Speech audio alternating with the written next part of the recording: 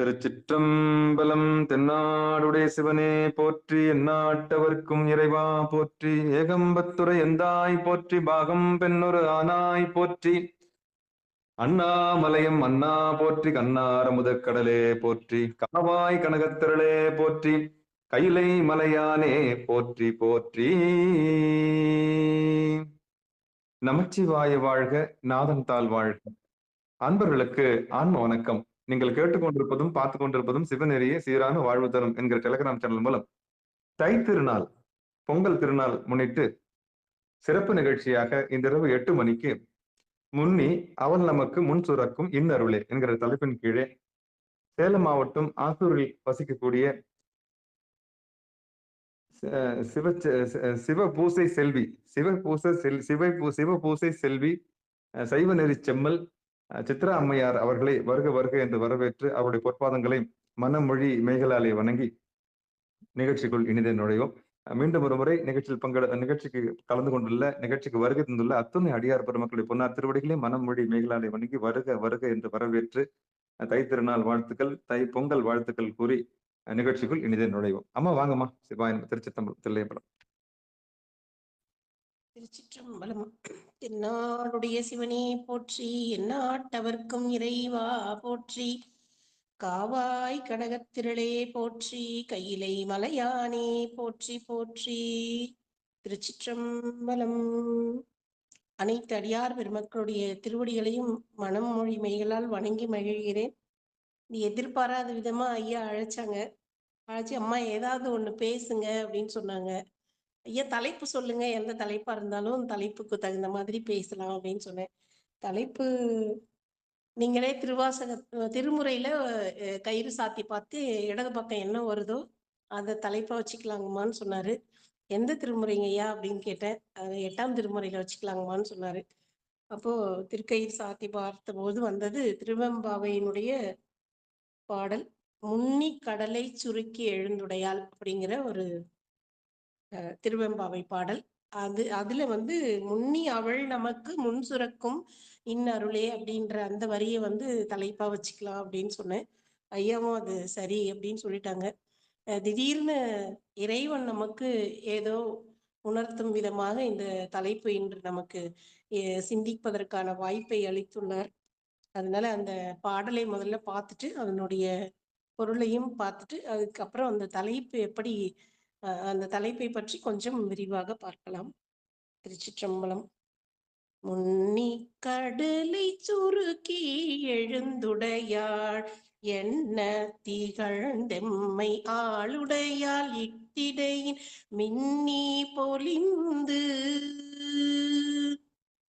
முன்னி கடலை சுருக்கி எழுந்துடையாள் என்ன திகழ்ந்தெம்மை ஆளுடையாள் இட்டிடையின் மின்னி பொலிந்து, எம்பிராட்டி திருவடிமே பொன்னும் சிலம்பில் சிலம்பி திருப்புருவம் என்ன சிலை குலவி நந்தம்மை ஆளுடையாள் தன்னில் பிரிவிலா எம் கோமநண்பர்க்கு முன்னி அவள் நமக்கு முன் சுரக்கும் இன்னருளே என்ன பொழியாய் மழை ஏலோரெம்பாவாய், முன்னி அவள் நமக்கு முன் சுரக்கும் இன்னருளே என்ன பொழியாய் மழை ஏலோரெம்பாவாய்.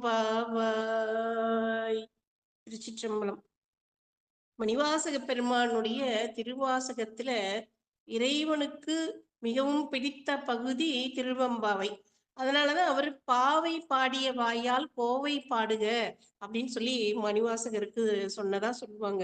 அதுல இந்த திருவெம்பாவை அப்படிங்கிறது என்ன அப்படின்னா, உறங்கி கொண்டிருக்கும் ஆன்மாக்களை எழுப்பி இறைவனிடத்திலே கொண்டு சேர்ப்பது.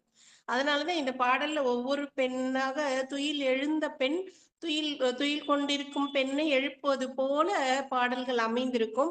அதனுடைய உண்மை பொருள் என்னன்னா, பக்குவப்பட்ட ஆன்மாக்கள் பக்குவம் இல்லாத ஆன்மாக்களை அந்த பக்குவ நெறிக்கு அழைத்து செல்வதாக பொருள். அதனால இந்த பக்குவப்பட்ட ஆன்மாக்கள் எல்லாம் முன்னே எழுந்த பெண்கள், பக்குவப்படாம இருக்கிற ஆன்மாக்கள் எல்லாம் தூங்கி கொண்டிருக்கின்ற பெண்கள். அவர்களை எப்படி அவர்கள் எழுப்பி இறைவனுடைய பெரிய கருணையையும் இறைவனுடைய தன்மையையும் அவர்களுக்கு பாடலாக சொல்லி அவளையும் அழைத்து செல்வதாக இந்த பாடலை மணிவாசக பெருமான் அமைத்திருக்கின்றார்.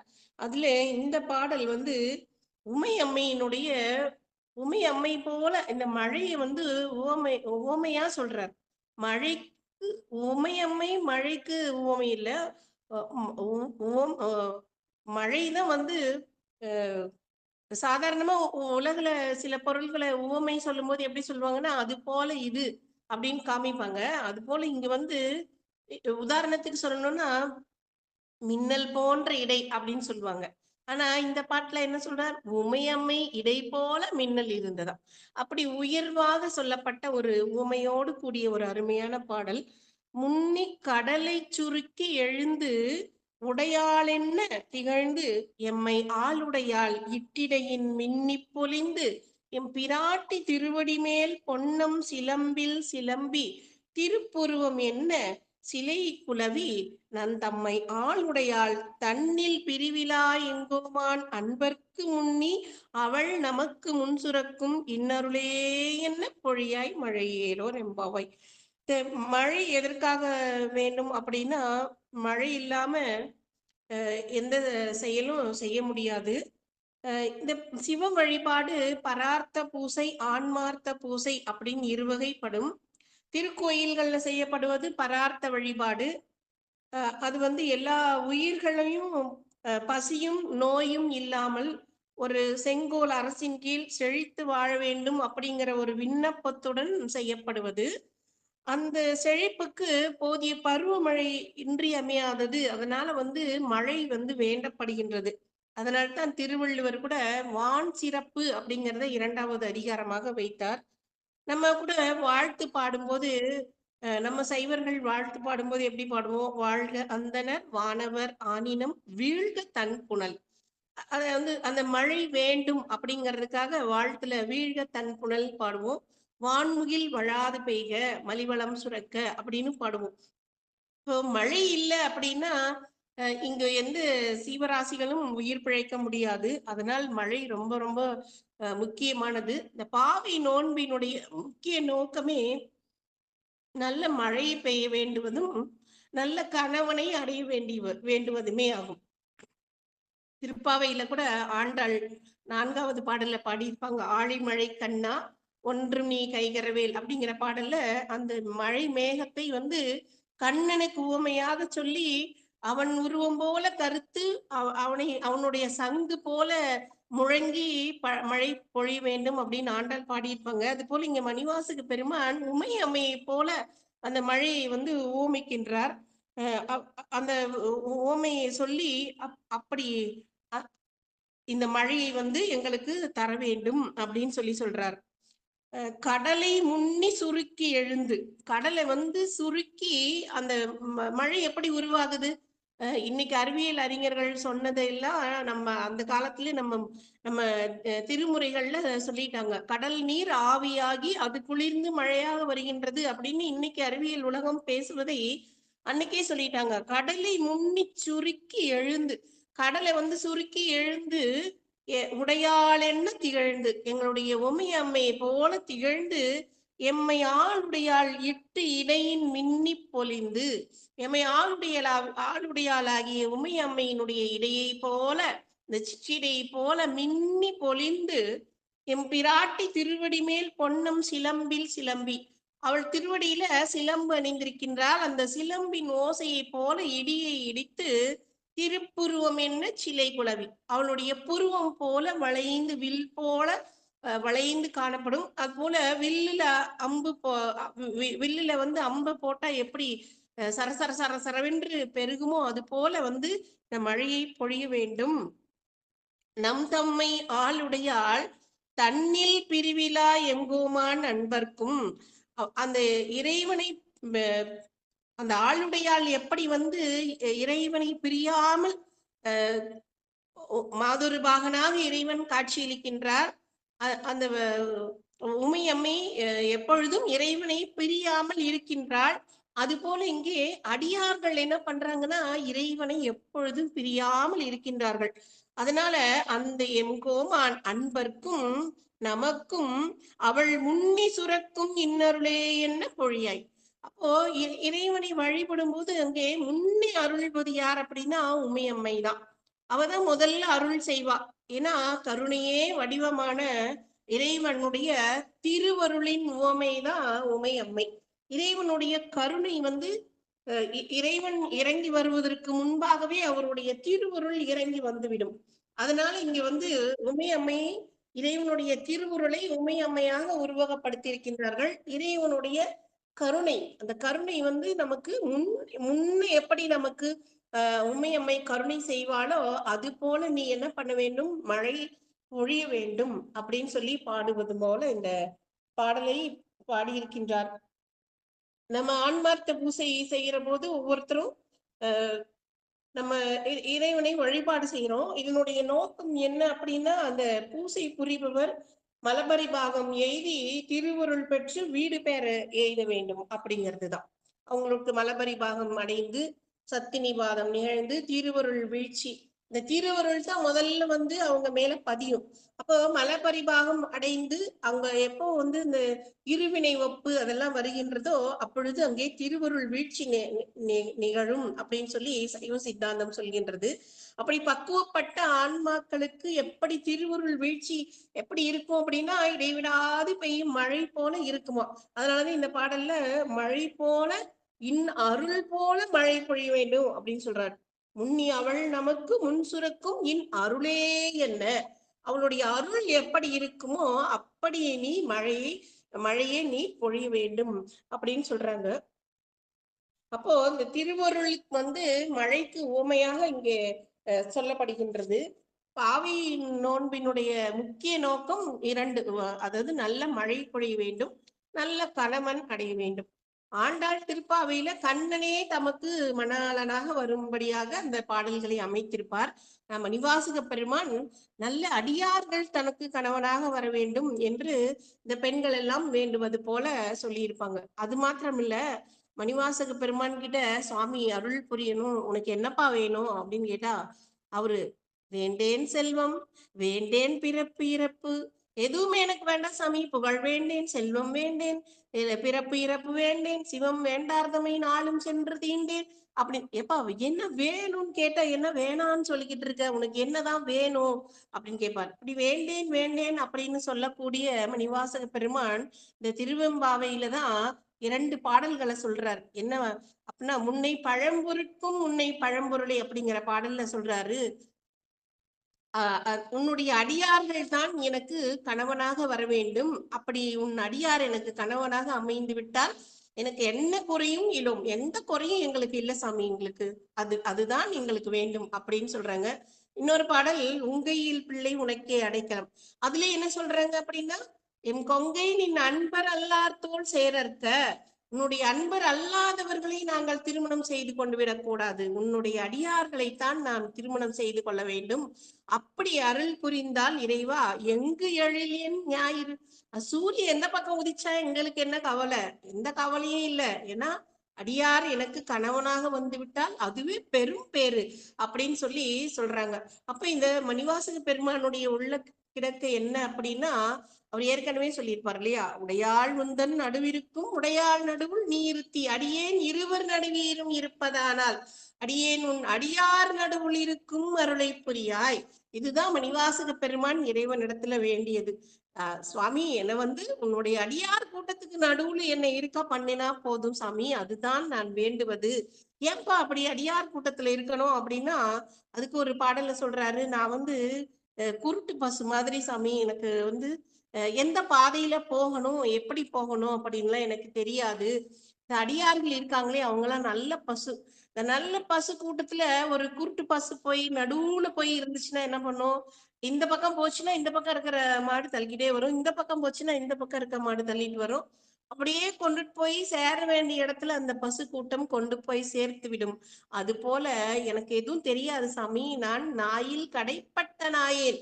அதனால உன்னோட அடியார் கூட்டத்துக்கு நடுவுல என்ன இருக்க பண்ணிட்டா நான் எப்படி உன்னோட திருவடியை ரொம்ப சுலபமா அடைஞ்சிடுவேன். அதுக்காக எந்த பிரயத்தனமும் பட வேண்டாம், எந்த முயற்சியும் நான் தனியா பண்ண வேண்டாம். அந்த அடியார் திருக்கூட்டம் உன்னுடைய திருவடியில் சரியாக கொண்டு வந்து சேர்த்து விடும். அதனால் அடியார் நடுவில் இருக்கும் அருளை புரியாய் அப்படின்னு பாடினார். அதனால இந்த திருவெம்பாவையிலும் உன் அடியார் எனக்கு கணவனாக வர வேண்டும். அடியார் அல்லாதவங்க கணவனா வந்துட்டு என்ன பண்ணுவாங்க, முதல்ல கோயிலுக்கு போறது நிறுத்துன்னுவாங்க. அப்புறம் சாமிக்கு அதுலயும் எப்ப பார்த்தாலும் சாமி சாமின்னு சொல்லிட்டு இருக்க, அதெல்லாம் இன்னும் கொஞ்சம் வயசாகட்டும், அதுக்கப்புறம் கும்பிட்டுக்கலாம், இப்ப எல்லாம் தேவையில்லை அப்படின்னு சொல்லுவாங்க. ஆனா அடியார் கணவனா வந்துட்டா, என்னம்மா சாமி தானே கும்பிடணும், தாராளமா கும்பிடு, நானும் வரேன், வா 2 பேரும் சேர்ந்து கும்பிடலாம் அப்படின்னு சொல்லுவாங்க. 2 பேரும் சேர்ந்து தொண்டு செய்யலாம், 2 பேரும் சேர்ந்து அடியார்களுக்கும் தொண்டு செய்யலாம். இப்படி எல்லாமே அங்கே ரொம்ப சுலபமாக இருக்கும். அடியார் அல்லாதவர்களை திருமணம் செய்து கொண்டால் வழிபாடு அது அந்த பாடு பெரும்பாடா ஆயிடும் வழிபாடுங்கிறதே. அதனாலதான் அடியார் கூட்டத்து நடுவில் இருக்கும் அருளை புரியாய் அப்படின்னு சொன்னாரு. அதனால இந்த பெண்களும் அடியார்கள் தன்னுடைய கணவனாக வர வேண்டும் அப்படிங்கிறதுக்காக இந்த திருவெம்பாவை பாடியிருக்காங்க. எல்லா ஆன்மாக்களும் இறைவன் திருவடியை அடைய வேண்டும். இதுதான் இறைவனுக்கும் உள்ள பேராசை வாரியன். அவருக்கு பேராசை என்ன அப்படின்னா, இந்த உலகத்துல இருக்க எல்லா ஆன்மாக்களும் தன்னுடைய திருவடியை அடைந்து விட வேண்டும் என்பதுதான் அவருடைய பேராசை. அதனால அந்த பேராசையாக இருந்தாலும் அந்த இறைவன் திருவடி எல்லா உயிர்களும் அடைஞ்சிருதா அப்படின்னா, பக்குவமுடைய ஆன்மாக்கள் தான் அடையுது. பக்குவம் இல்லாத ஆன்மாக்கள் எல்லாம் என்ன பண்ணுது, மறுபடியும் மறுபடியும் பிறந்துகிட்டே இருக்கு. பிறக்கிறதே தொழிலாகி பிறப்பதற்கே தொழிலாகி இருக்கின்றாரே அப்படின்னு அப்பர் பெருமான் சொல்வார். அந்த மாதிரி பிறக்கிறதே தொழிலா வச்சுக்கிட்டு இது என்ன பண்ணுவோம், மறுபடியும் மறுபடியும் இந்த ஆன்மாக்கள் பிறந்துகிட்டே இருக்கும். அப்போ அப்படி ஆன்மாக்கள் பிறக்காம இறைவனுடைய அருளை நாடி இருக்க வேண்டும் அப்படிங்கிறதுக்காக தான் அந்த பக்குவம் இல்லாத ஆன்மாக்களை பக்குவமுடைய ஆன்மாக்கள் போய் எழுப்பி அழைத்து செல்வது போல இந்த பாடலை அமைத்திருக்கின்றார். இதுல இந்த பாடல் இறைவனும் இறைவியும் எப்படி தன்னில் பிரிவிலாயம் கோமன், இந்த உமி அம்மியை எப்பயும் என்ன பண்றார், தனக்குள்ள வச்சிருக்கிறார், சரி பாதிய கொடுத்து வச்சிருக்கார். தன்னில் பிரிவிலாயம் கோமான் அப்படின்னு சொல்றாரு.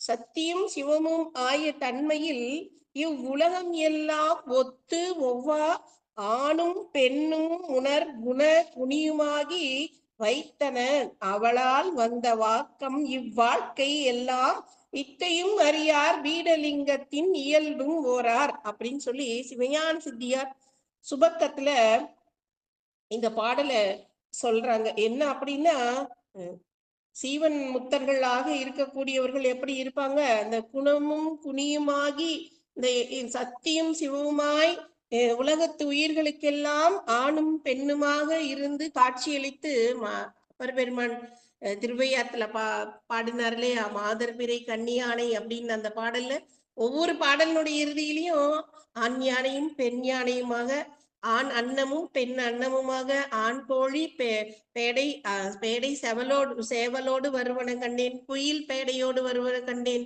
கிளி தன் பேடையோடு வருவன கண்டேன் அப்படின்னு பாடுவார். இப்படி பார்க்கின்ற பொருள்கள் எல்லாம் ஆணும் பெண்ணுமாக இணைந்து இணைந்து அந்த உயிர்கள் எல்லாம் இருப்பது சத்தியும் சிவமுமாய் சேர்ந்து இருக்கும் அந்த நிலையை கைலாயத்திலே உமையம்மையோடு இறைவன் இருக்கக்கூடிய அந்த காட்சியினை அப்பர் பெருமான் நமக்கு உணர்த்துகின்றார். அது போல இங்க நம் தம்மை ஆளுடையாள் ஆகிய உமையம்மை தன்னில் பிரிவிலா எங்கோமன், அவள் எப்பயும் அவளும் இறைவனை விட்டு பிரிய மாட்டா. அது போல இந்த அடியார்களும் எப்பயும் ஆண்டவனை விட்டு பிரிய மாட்டாங்க. தன்னில் பிரிவிலா எங்கோமான் அன்பர்க்கு. சிவனடியார்கள் எல்லாரும் எப்படிப்பட்டவங்க, தன்னை விட்டு பிரியாம இருப்பாங்க. அது நெருப்பும் சூடும் போல உமையம்மையும் சிவபெருமானும் இருப்பது. சூடு இல்லாம நெருப்பு இருக்குமா, நெருப்புனாலே சூடுதான்.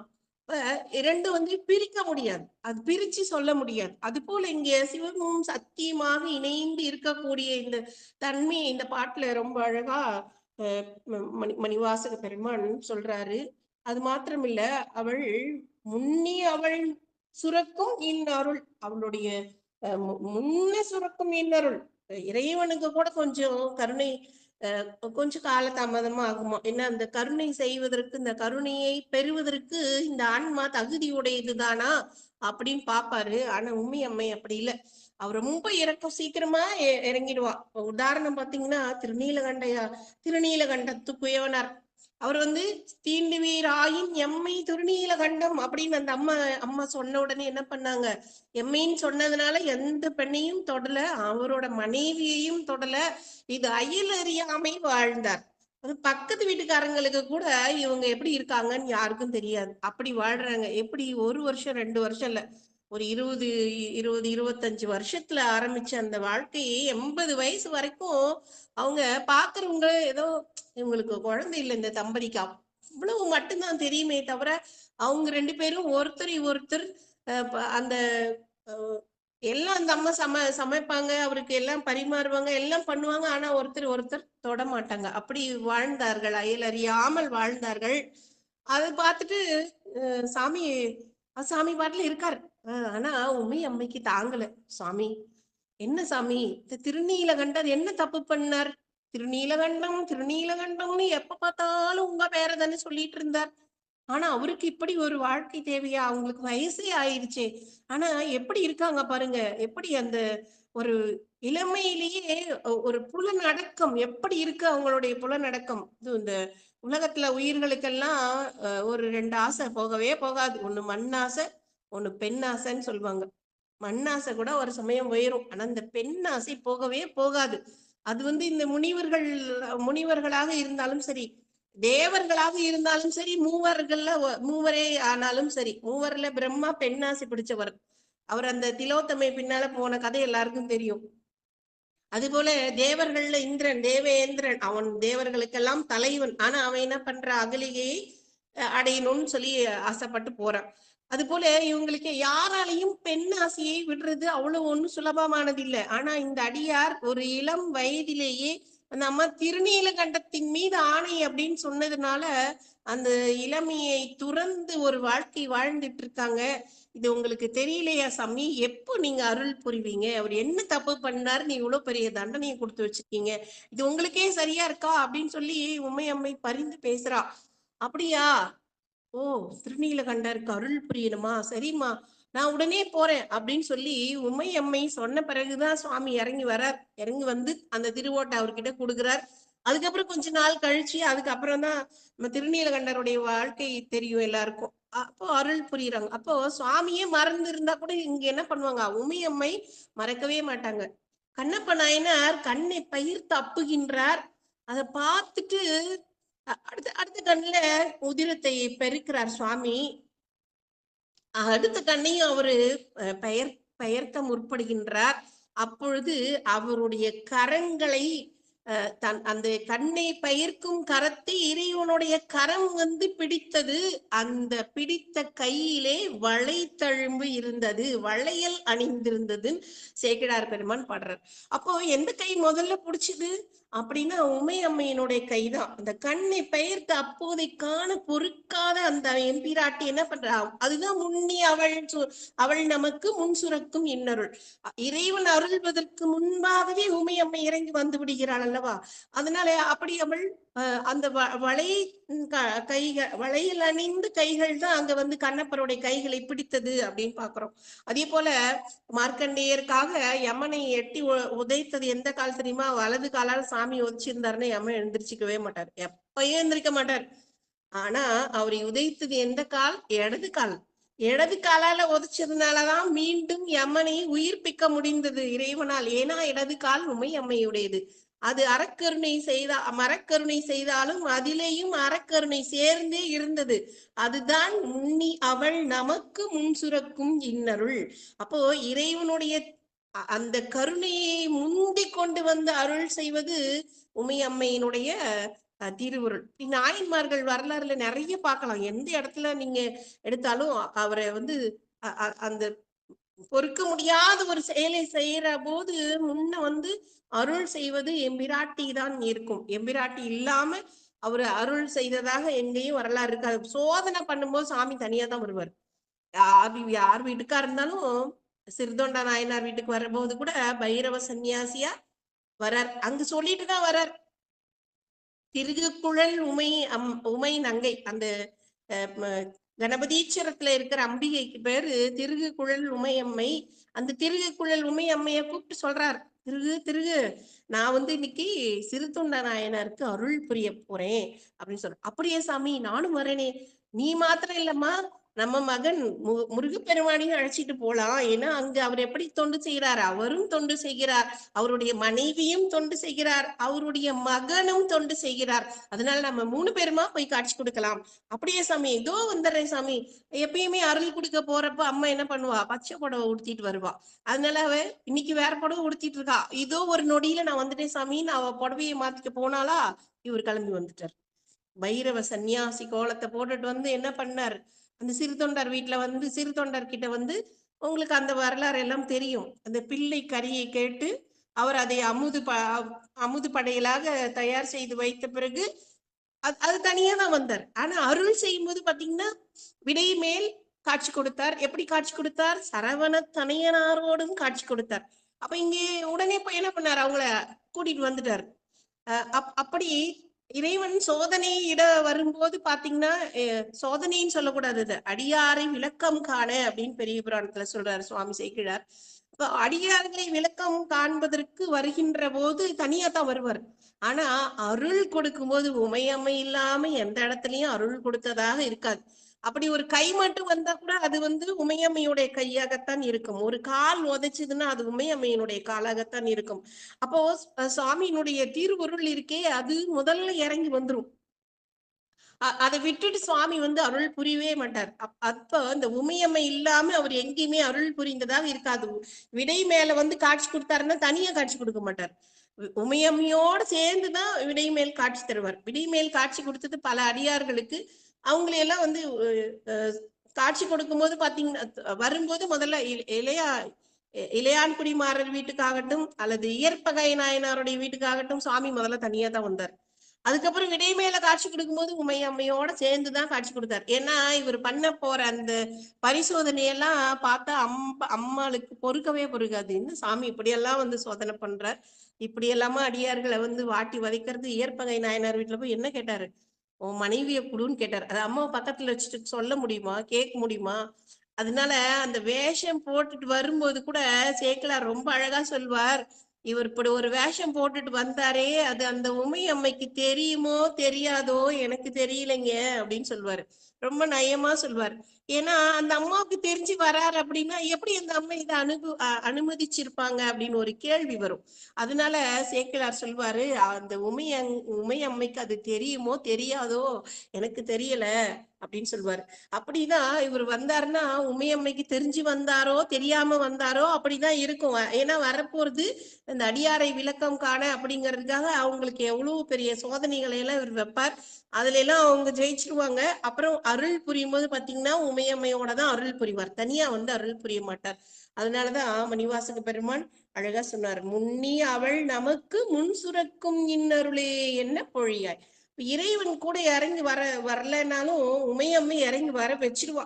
பக்கத்துல இருந்துட்டு என்ன பண்ணுவா, உடனே சொல்லுவா, சாமி உங்களையே நினைச்சிட்டு இருக்காங்களே இந்த அடியார்கள், அவங்களுக்கு நீங்க அருள் புரிய வேண்டாமா அப்படின்னு தக்க சமயத்துல நினைவுபடுத்தி, சாமி இப்படி ஒரு அடியார் இருக்காங்க, உங்களுக்கு தெரியுமா? அவருக்கு தெரியாம இருக்குமா? எல்லாம் தெரியும். அவர் தான் நல்ல தலைவராச்சே.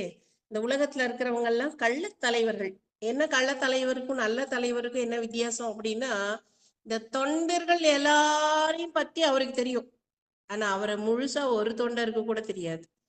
அவரை அறிந்தவர்கள் யார்? கண்டவர் விண்டிலர், விண்டவர் கண்டிலர். அவருடைய தன்மையெல்லாம் எல்லாரும் தெரிஞ்சவங்கன்னு சொல்ல முடியாது. ஆனா எல்லா தொண்டர்களையும் அவருக்கு தெரியும். அவர் தான் நல்ல தலைவர்.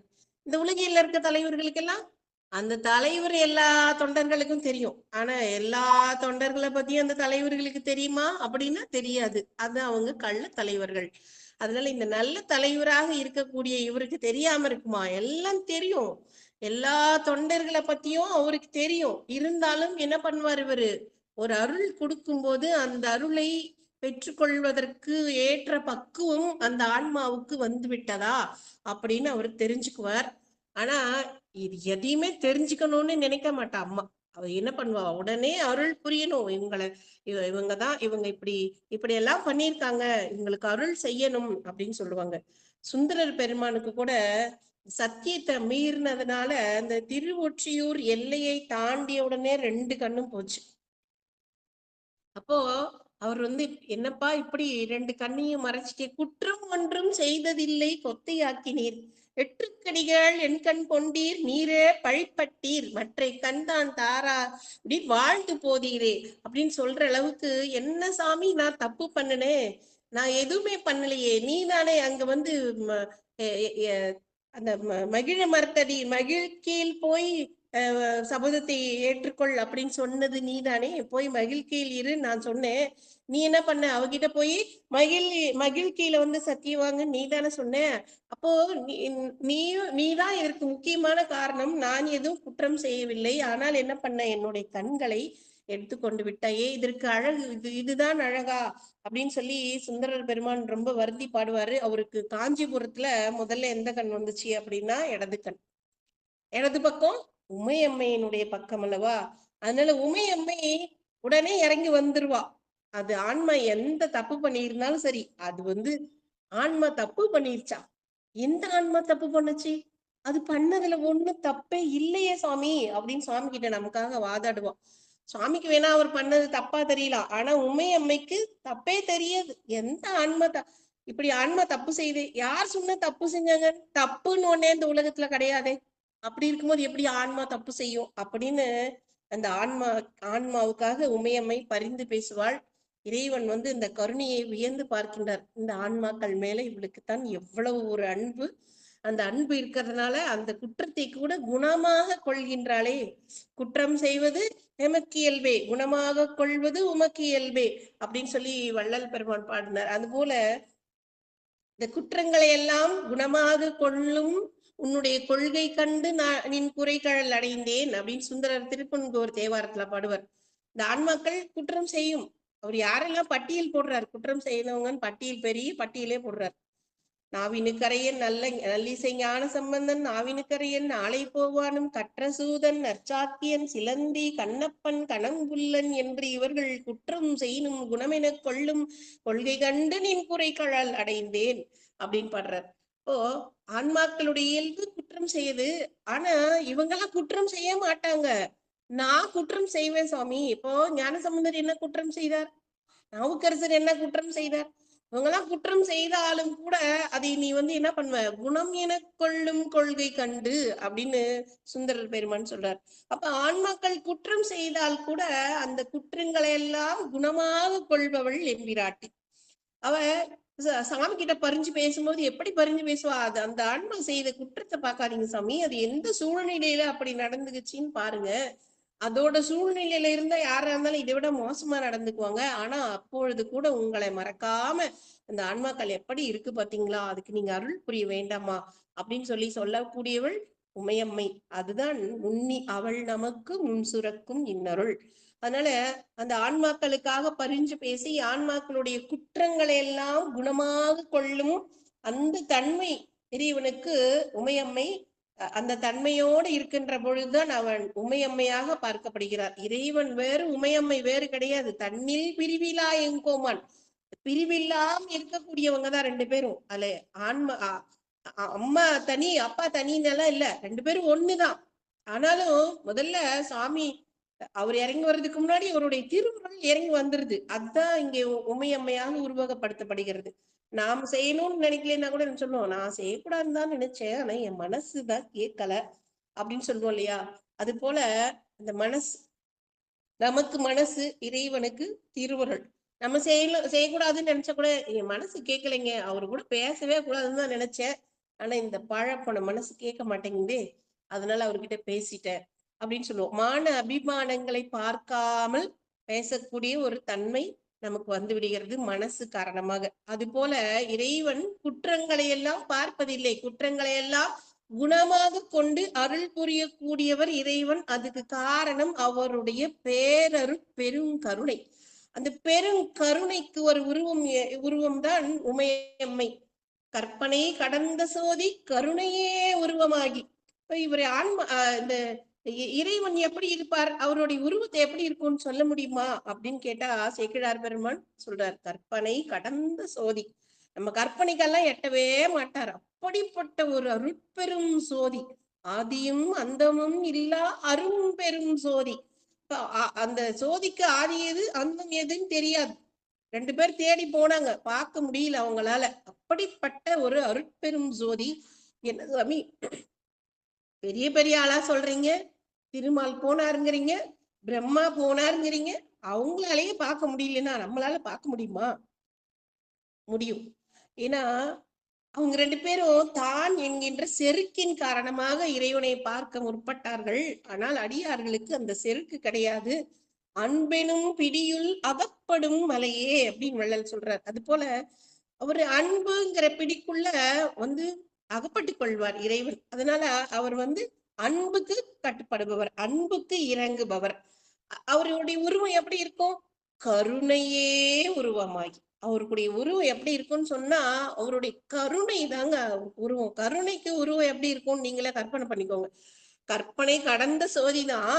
ஆனா அவருடைய உருவம் எப்படி இருக்கும்னா அவருடைய கருணை தாங்க உருவமா இருக்கும் அப்படின்னு சொல்றாங்க. அது போல இறைவன் வந்து கருணையே உருவமாகி கருணையே வடிவமானவர். அந்த கருணை காரணமாகத்தான் இந்த ஆன்மாக்களுக்கெல்லாம் அருள் புரிகின்றார். இந்த ஆன்மாக்கள் என்ன பண்ணுது? இப்போ நம்ம வந்து இங்க இருந்து எங்கேயாச்சும் இப்போ ஒரு வேலை நம்ம நம்ம ஒரு ஊருக்கு போறோம். இங்க இருந்து ஒரு ஊர் ஏதோ ஒரு ஊர் வச்சுக்கோமே, ஒரு கும்பகோணம் இல்ல சென்னை போறோம். இப்போ போனா என்ன பண்ணுவோம்? நம்ம என்ன வேலையா வந்தோமோ அந்த வேலையை பார்ப்போம் இல்லையா? அந்த வேலையை மட்டும்தான் பார்ப்போம். வேற எந்த வேலையும் பார்க்க மாட்டோம். ஏன்னா நம்ம வந்த வேலை என்ன? ஏதோ ஒரு வேலையா வந்திருக்கும். அந்த வேலையை தான் அந்த ஊர்ல போய் பார்ப்போம். வேற எந்த வேலையும் பார்க்க மாட்டோம். ஆனா யோசிச்சு பாருங்க, நம்ம வந்த வேலை இதுதானா? நம்ம செய்ய வேண்டிய வேலை இதுதானா? இல்லையே. ஆனா அந்த வந்த வேலையை விட்டுட்டு மத்த எல்லா வேலையும் நம்ம பார்த்துட்டு இருக்கோம். இப்ப வந்த வேலையை விட்டுட்டு மத்த எல்லா வேலையும் பார்த்துட்டு இருக்க நமக்கு அருள் புரிகிறார் அப்படின்னா அவருடைய கருணை எப்படிப்பட்டது? இவன் என்ன நினைச்சா என்ன, நினைக்கலன்னா என்ன, என்ன வணங்கினா என்ன, வணங்கலன்னா என்ன, வேண்டுதல் வேண்டாமை இல்லா. அவருக்கு வேண்டியவர் வேண்டாதவர் யாரும் கிடையாது. இவன் தினம் கோயிலுக்கு வந்தான், தினம் திருமுறை படிச்சான், தினம் பூமாலை கட்டி போட்டான், தினம் விளக்கு ஏத்தினான், தினம் உழவார் பணி செஞ்சான். அதனால இவனுக்கு முதல்ல அருள் புரிவேன். இன்னொருத்தருக்கானே அவன் என்ன திரும்பி கூட பார்க்கல, அதனால அவனுக்கு அருள் புரிய மாட்டேன் அப்படின்னு சொல்வாரா? சொல்ல மாட்டார். ஏன்னா அவர் வேண்டுதல் வேண்டாமை இலான். அவருக்கு வேண்டுதல் கிடையாது, வேண்டாமையும் கிடையாது. எல்லா ஆன்மாக்களுக்கும் கல்லால் அடிச்சாருங்க ஒருத்தர். கல்ல தினம் தினம் நம்ம என்ன பண்ணுவோம்? இறைவனுக்கு மலர் மலர் மாலைகள், நல்ல வாசனை உள்ள மலர் மாலைகளை, அதுவும் வந்து என்ன, வண்டு வந்து தேன் சாப்பிட்றதுக்கு முன்னாடி அதையெல்லாம் வந்து எடுத்துக்கொண்டு போய் இறைவனுக்கு சூட்டணும்னு நினைப்போம். ஆனா ஒருத்தர் என்ன பண்ணாரு? கல்லால் அடித்தார். கல்லை எடுத்து தினம் தினம் அவர் மேல போட்டார். அவர் என்ன திருநீர் பூசி இருந்தாரா? இல்லையே. இல்ல வந்து சடாமுடி அணிந்திருந்தாரா? அதுவும் இல்லையே. ருத்ராக்கம் அணிஞ்சிருந்தாரா? அதுவும் இல்லையே. எக்கோலம் கொண்டாலும் எந்நிலையில் நின்றாலும் அவர் வந்து நின்று இருந்த கோலம் எது? சாக்கியர், புத்த சமயத்தை சார்ந்தவர். அந்த சாக்கிய கோலத்துல இருந்தார். ஆனா வழிபாடாவது செஞ்சாரா அப்படின்னு பார்த்தா இல்ல. அவர் வழிபாடு செய்யல, கல் எடுத்து எரிஞ்சார்.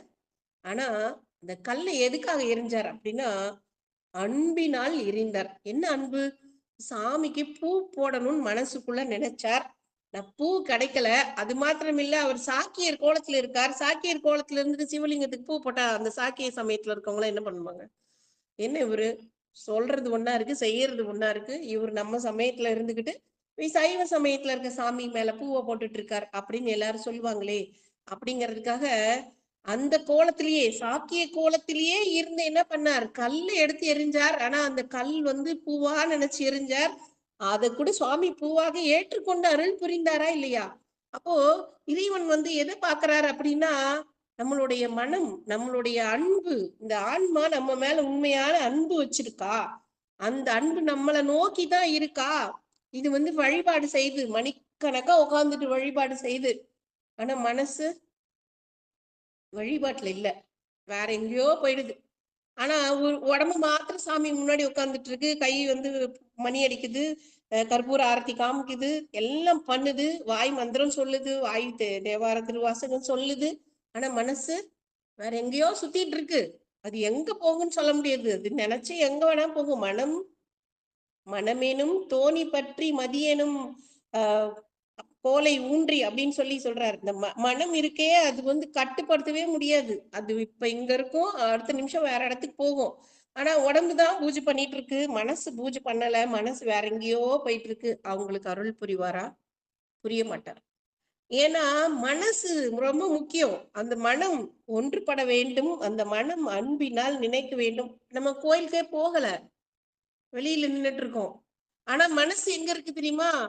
கோயில்ல. இந்நேரம் கோயில்ல பூஜை நடந்துட்டு இருக்கும், இந்நேரம் வழிபாடு நடந்துட்டு இருக்கும், இந்நேரம் அடியார்கள் எல்லாம் வணங்கி கொண்டு இருப்பார்கள், இந்நேரம் எல்லாம் கற்பூர ஆரத்தி நடக்கும், இப்ப அபிஷேகம் நடக்கும், இப்போ அலங்காரம் நடக்கும், இப்போ நிவேதனம் பண்ணுவாங்க, சாமியை எல்லாரும் வலம் வருவாங்க அப்படின்னு இந்த மனசு கோயிலுக்குள்ளேயே சுத்தி சுத்தி சுத்தி வருதுன்னு வச்சுக்கோங்க. ஆனா அது உடம்பு இருக்கிற இடம் பார்த்தீங்கன்னா வேற எங்கேயோ இருக்கும்.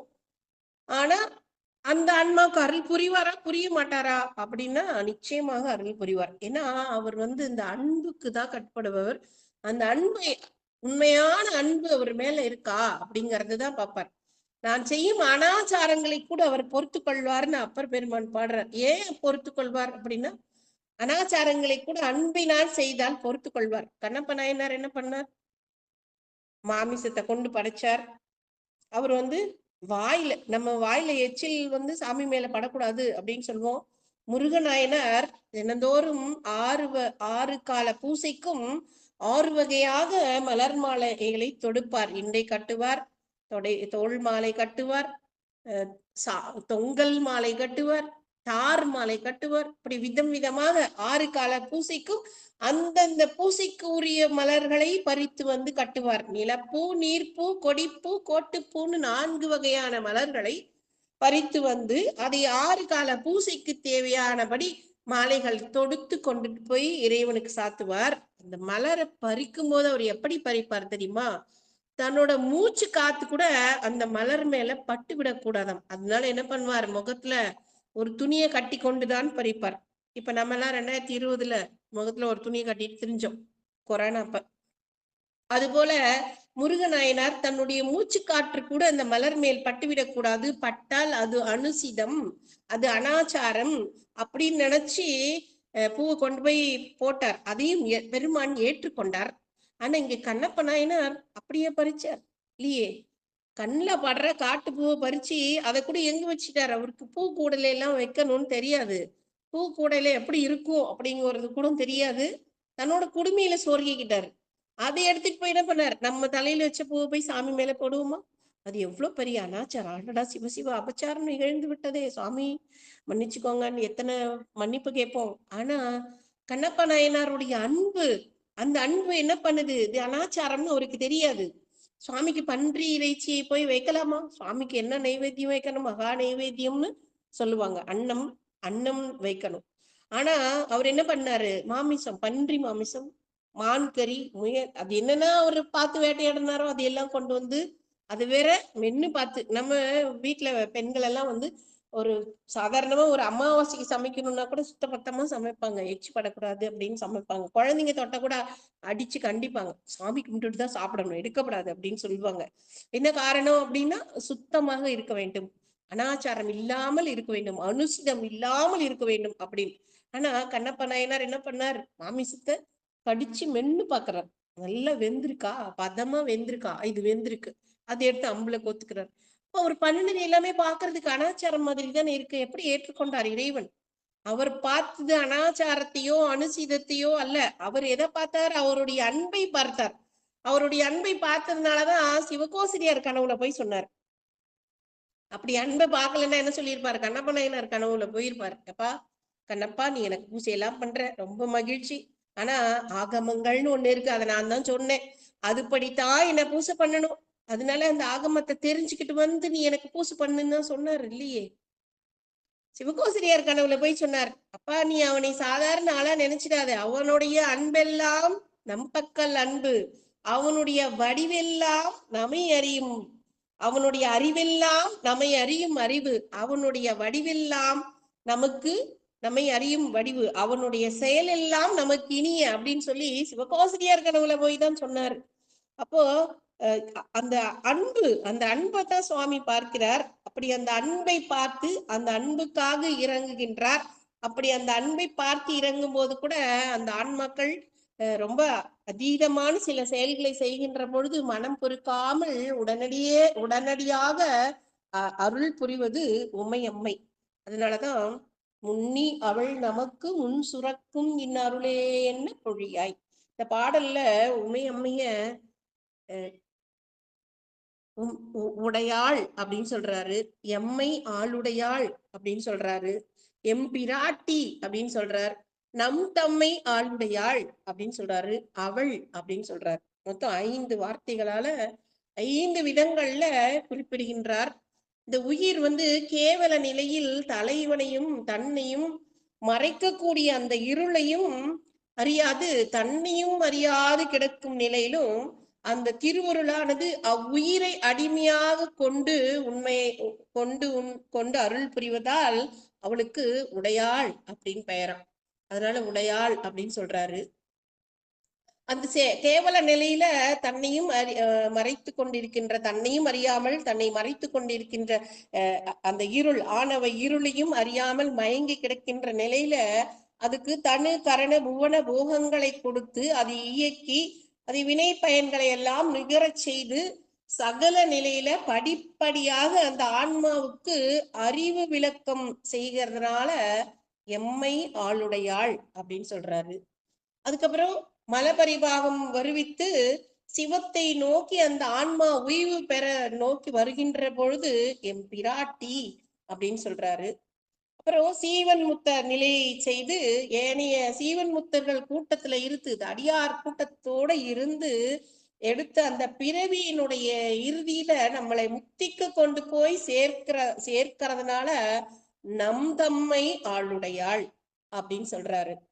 அது மாத்திரமில்ல, கேவலம் முதல்ல அந்த கேவல நிலையில இருந்து முக்தி நிலை வரைக்கும், வீடு பேர் அடைகிற வரைக்கும் எல்லா நிலைகளிலும் உயிரை விட்டு நீங்காமல், மணிவாசக பெருமான் சொன்னார் இல்லையா, சிவபுராணத்திலே சொல்வார், இமைப்பொழுதும் என் நெஞ்சில் நீங்காதான் தாழ்வாழ்க. இந்த இறைவன் என்னை விட்டு நீங்கினாரா? இல்லையே.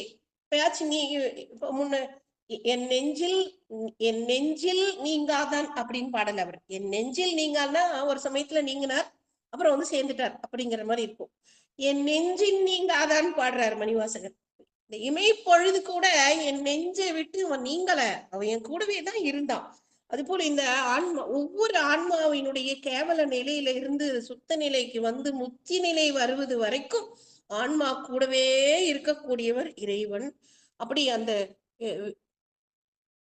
அந்த வீட்டு இன்பத்தை நுகர்விப்பவனும் அவன்தான். அவன் அருளாலே அவன் தாழ் வணங்கி, அவனுடைய அருள் இருந்தா தான் அவனுடைய திருவடியை நாம் வணங்க முடியும், அவனையும் நாம் அறிய முடியும்.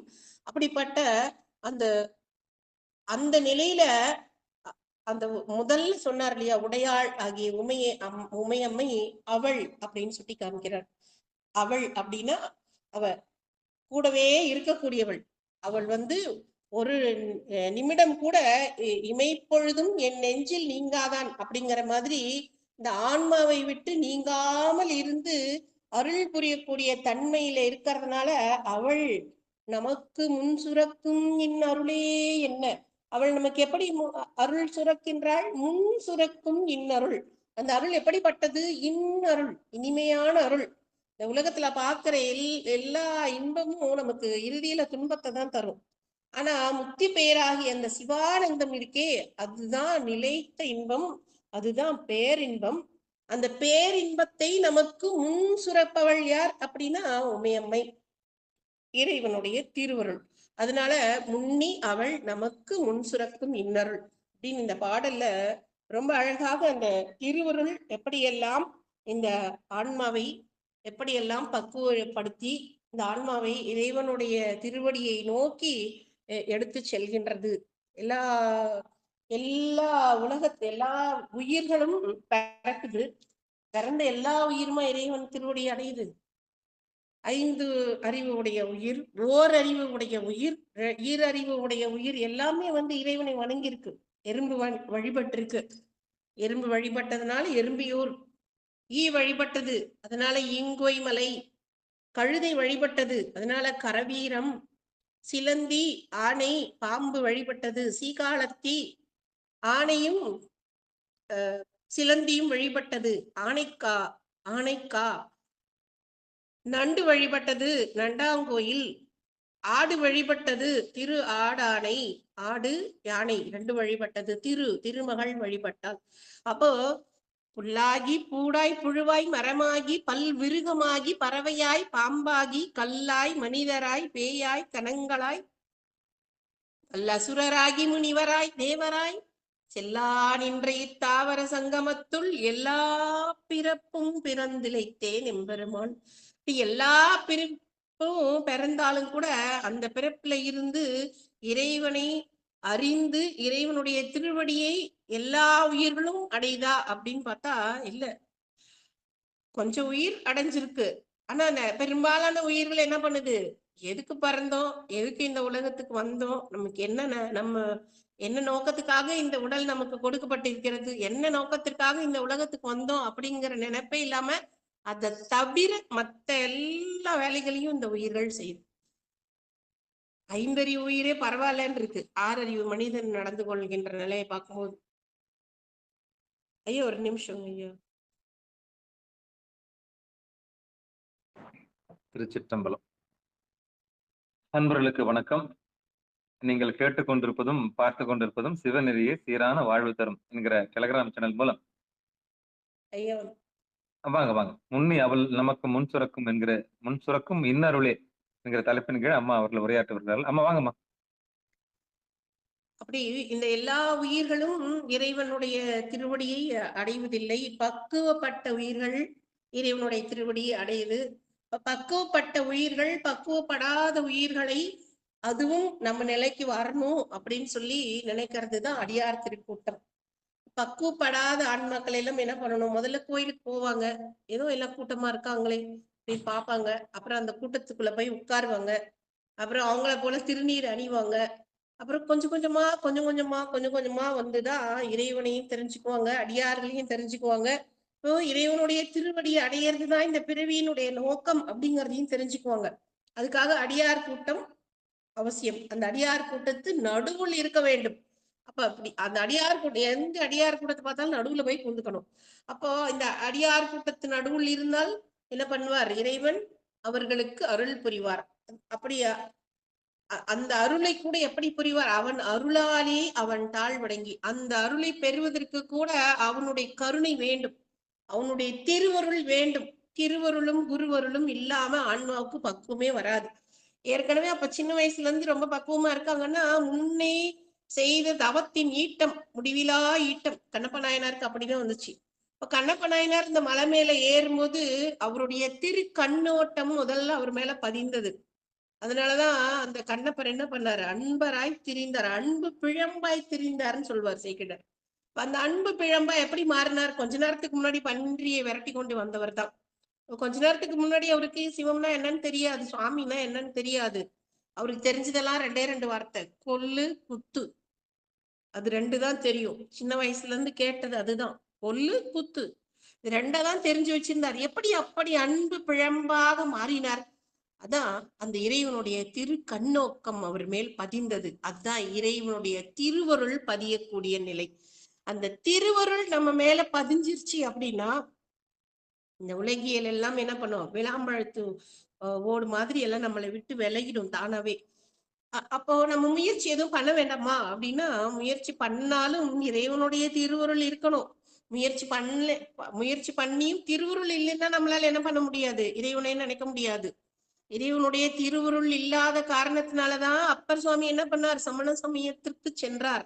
நம்பர் அருளாமையால் சமண சமயம் சார்ந்தார் அப்படின்னு சேக்கிடார் சொல்றார். நம்பர் அருள் இல்லை அப்படின்னா, அவருடைய திருவருள் இல்லைன்னா நம்ம என்ன பண்ணுவோம்? அப்பர் பெருமான் சமண சமயத்துக்கு போன மாதிரி நம்ம வேற பக்கம் போயிருவோம். ஆனா இதுதான் நெறி, இதுபடிதான் நீங்கள் வாழ வேண்டும், இதன்படிதான் நீங்கள் செயல்பட வேண்டும் அப்படின்னு இறைவன் நமக்கு உணர்த்துறாருன்னா அதுக்கு காரணம் திருவருள். அவருடைய திருவருள் இல்லை அப்படின்னா எந்த ஆன்மாவும் ஓய்வு பெறவே முடியாது. அப்ப ஆன்மா ஓய்வு பெற வேண்டும் அப்படின்னா அவருடைய திருவருள் அங்கே பதிய வேண்டும். அப்போ அந்த வாகீச முனிவர் என்ன பண்ணார்? இறைவனுடைய திருவடி அடையணும் கைலாயத்துல இருந்து தவம் பண்ணிட்டு இருக்கார். ஆனா என்னாச்சு? இறைவனுடைய திருவருள் இல்ல. அதனால என்ன பண்ணாரு? அப்பர் பெருமானா பிறந்தார். அப்பவும் திருவருள் கிடைக்கல. அப்புறம் அவருடைய திருவருள் கிடைச்சதுக்கு அப்புறம் தான் என்ன பண்ணாரு அவரு? கூற்றாயினவார் பதிகம் பாடி அந்த அம்மா திலகவதி அம்மையார் கையால திருநீர் திருவாளன் திருநீரு திலகவதியார் அளிப்ப பெருவாழ்வு வந்ததென வாங்கி பூசிக்கொண்டது எதனால் அப்படின்னா இறைவனுடைய திருவுருள் அவர் மேல பதிய ஆரம்பிச்சது. இப்ப கனவுல போய் திலகவதியார் கிட்ட சொன்னது யார்? இறைவன் தானே சொன்னார், நீ கவலைப்படாதே, அவன் முன்னமே நம்மை அடைவதற்காக தவங்கள் செய்தான், அதனால் அவனை நாம் சூளை கொடுத்து ஆட்கொள்வோம் அப்படின்னு. அப்போ இறைவன் ஆட்கொள்கிறார் அப்படின்னா அந்த ஆட்கொள்வதற்கு அவருடைய திருவருள் தான் காரணம். அப்போ அந்த திருவருள் நம்ம மேல பதியல அப்படின்னா நம்மளை ஆட்கொள்ள மாட்டார். ஒவ்வொருத்தரையும் ஒவ்வொரு விதமா ஆட்கொள்றார். எல்லாருக்கும் ஒரே மாதிரியா ஆட்கொள்கிறார். 4 பெருமக்களை 4 விதமாக ஆட்கொள்கிறார்.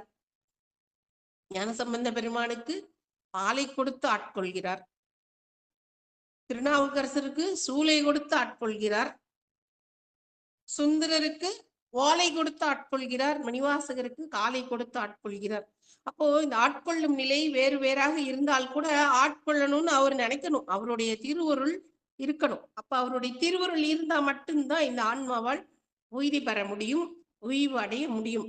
அப்போ அந்த ஆன்மாவுக்கு திருவருள் மிக மிக அவசியமானது. அதைத்தான் மணிவாசக பெருமான் முன்னி அவள் நமக்கு முன் சுரக்கும் இன் அருளே என்ன பொழியாய் அப்படின்னு சொல்றார். அப்ப அவளுடைய அந்த உமையம்மையாக இருந்தாலும் சரி, இறைவனுடைய திருவருள் தான் உமையம்மை, வேற எதுவும் இல்லை.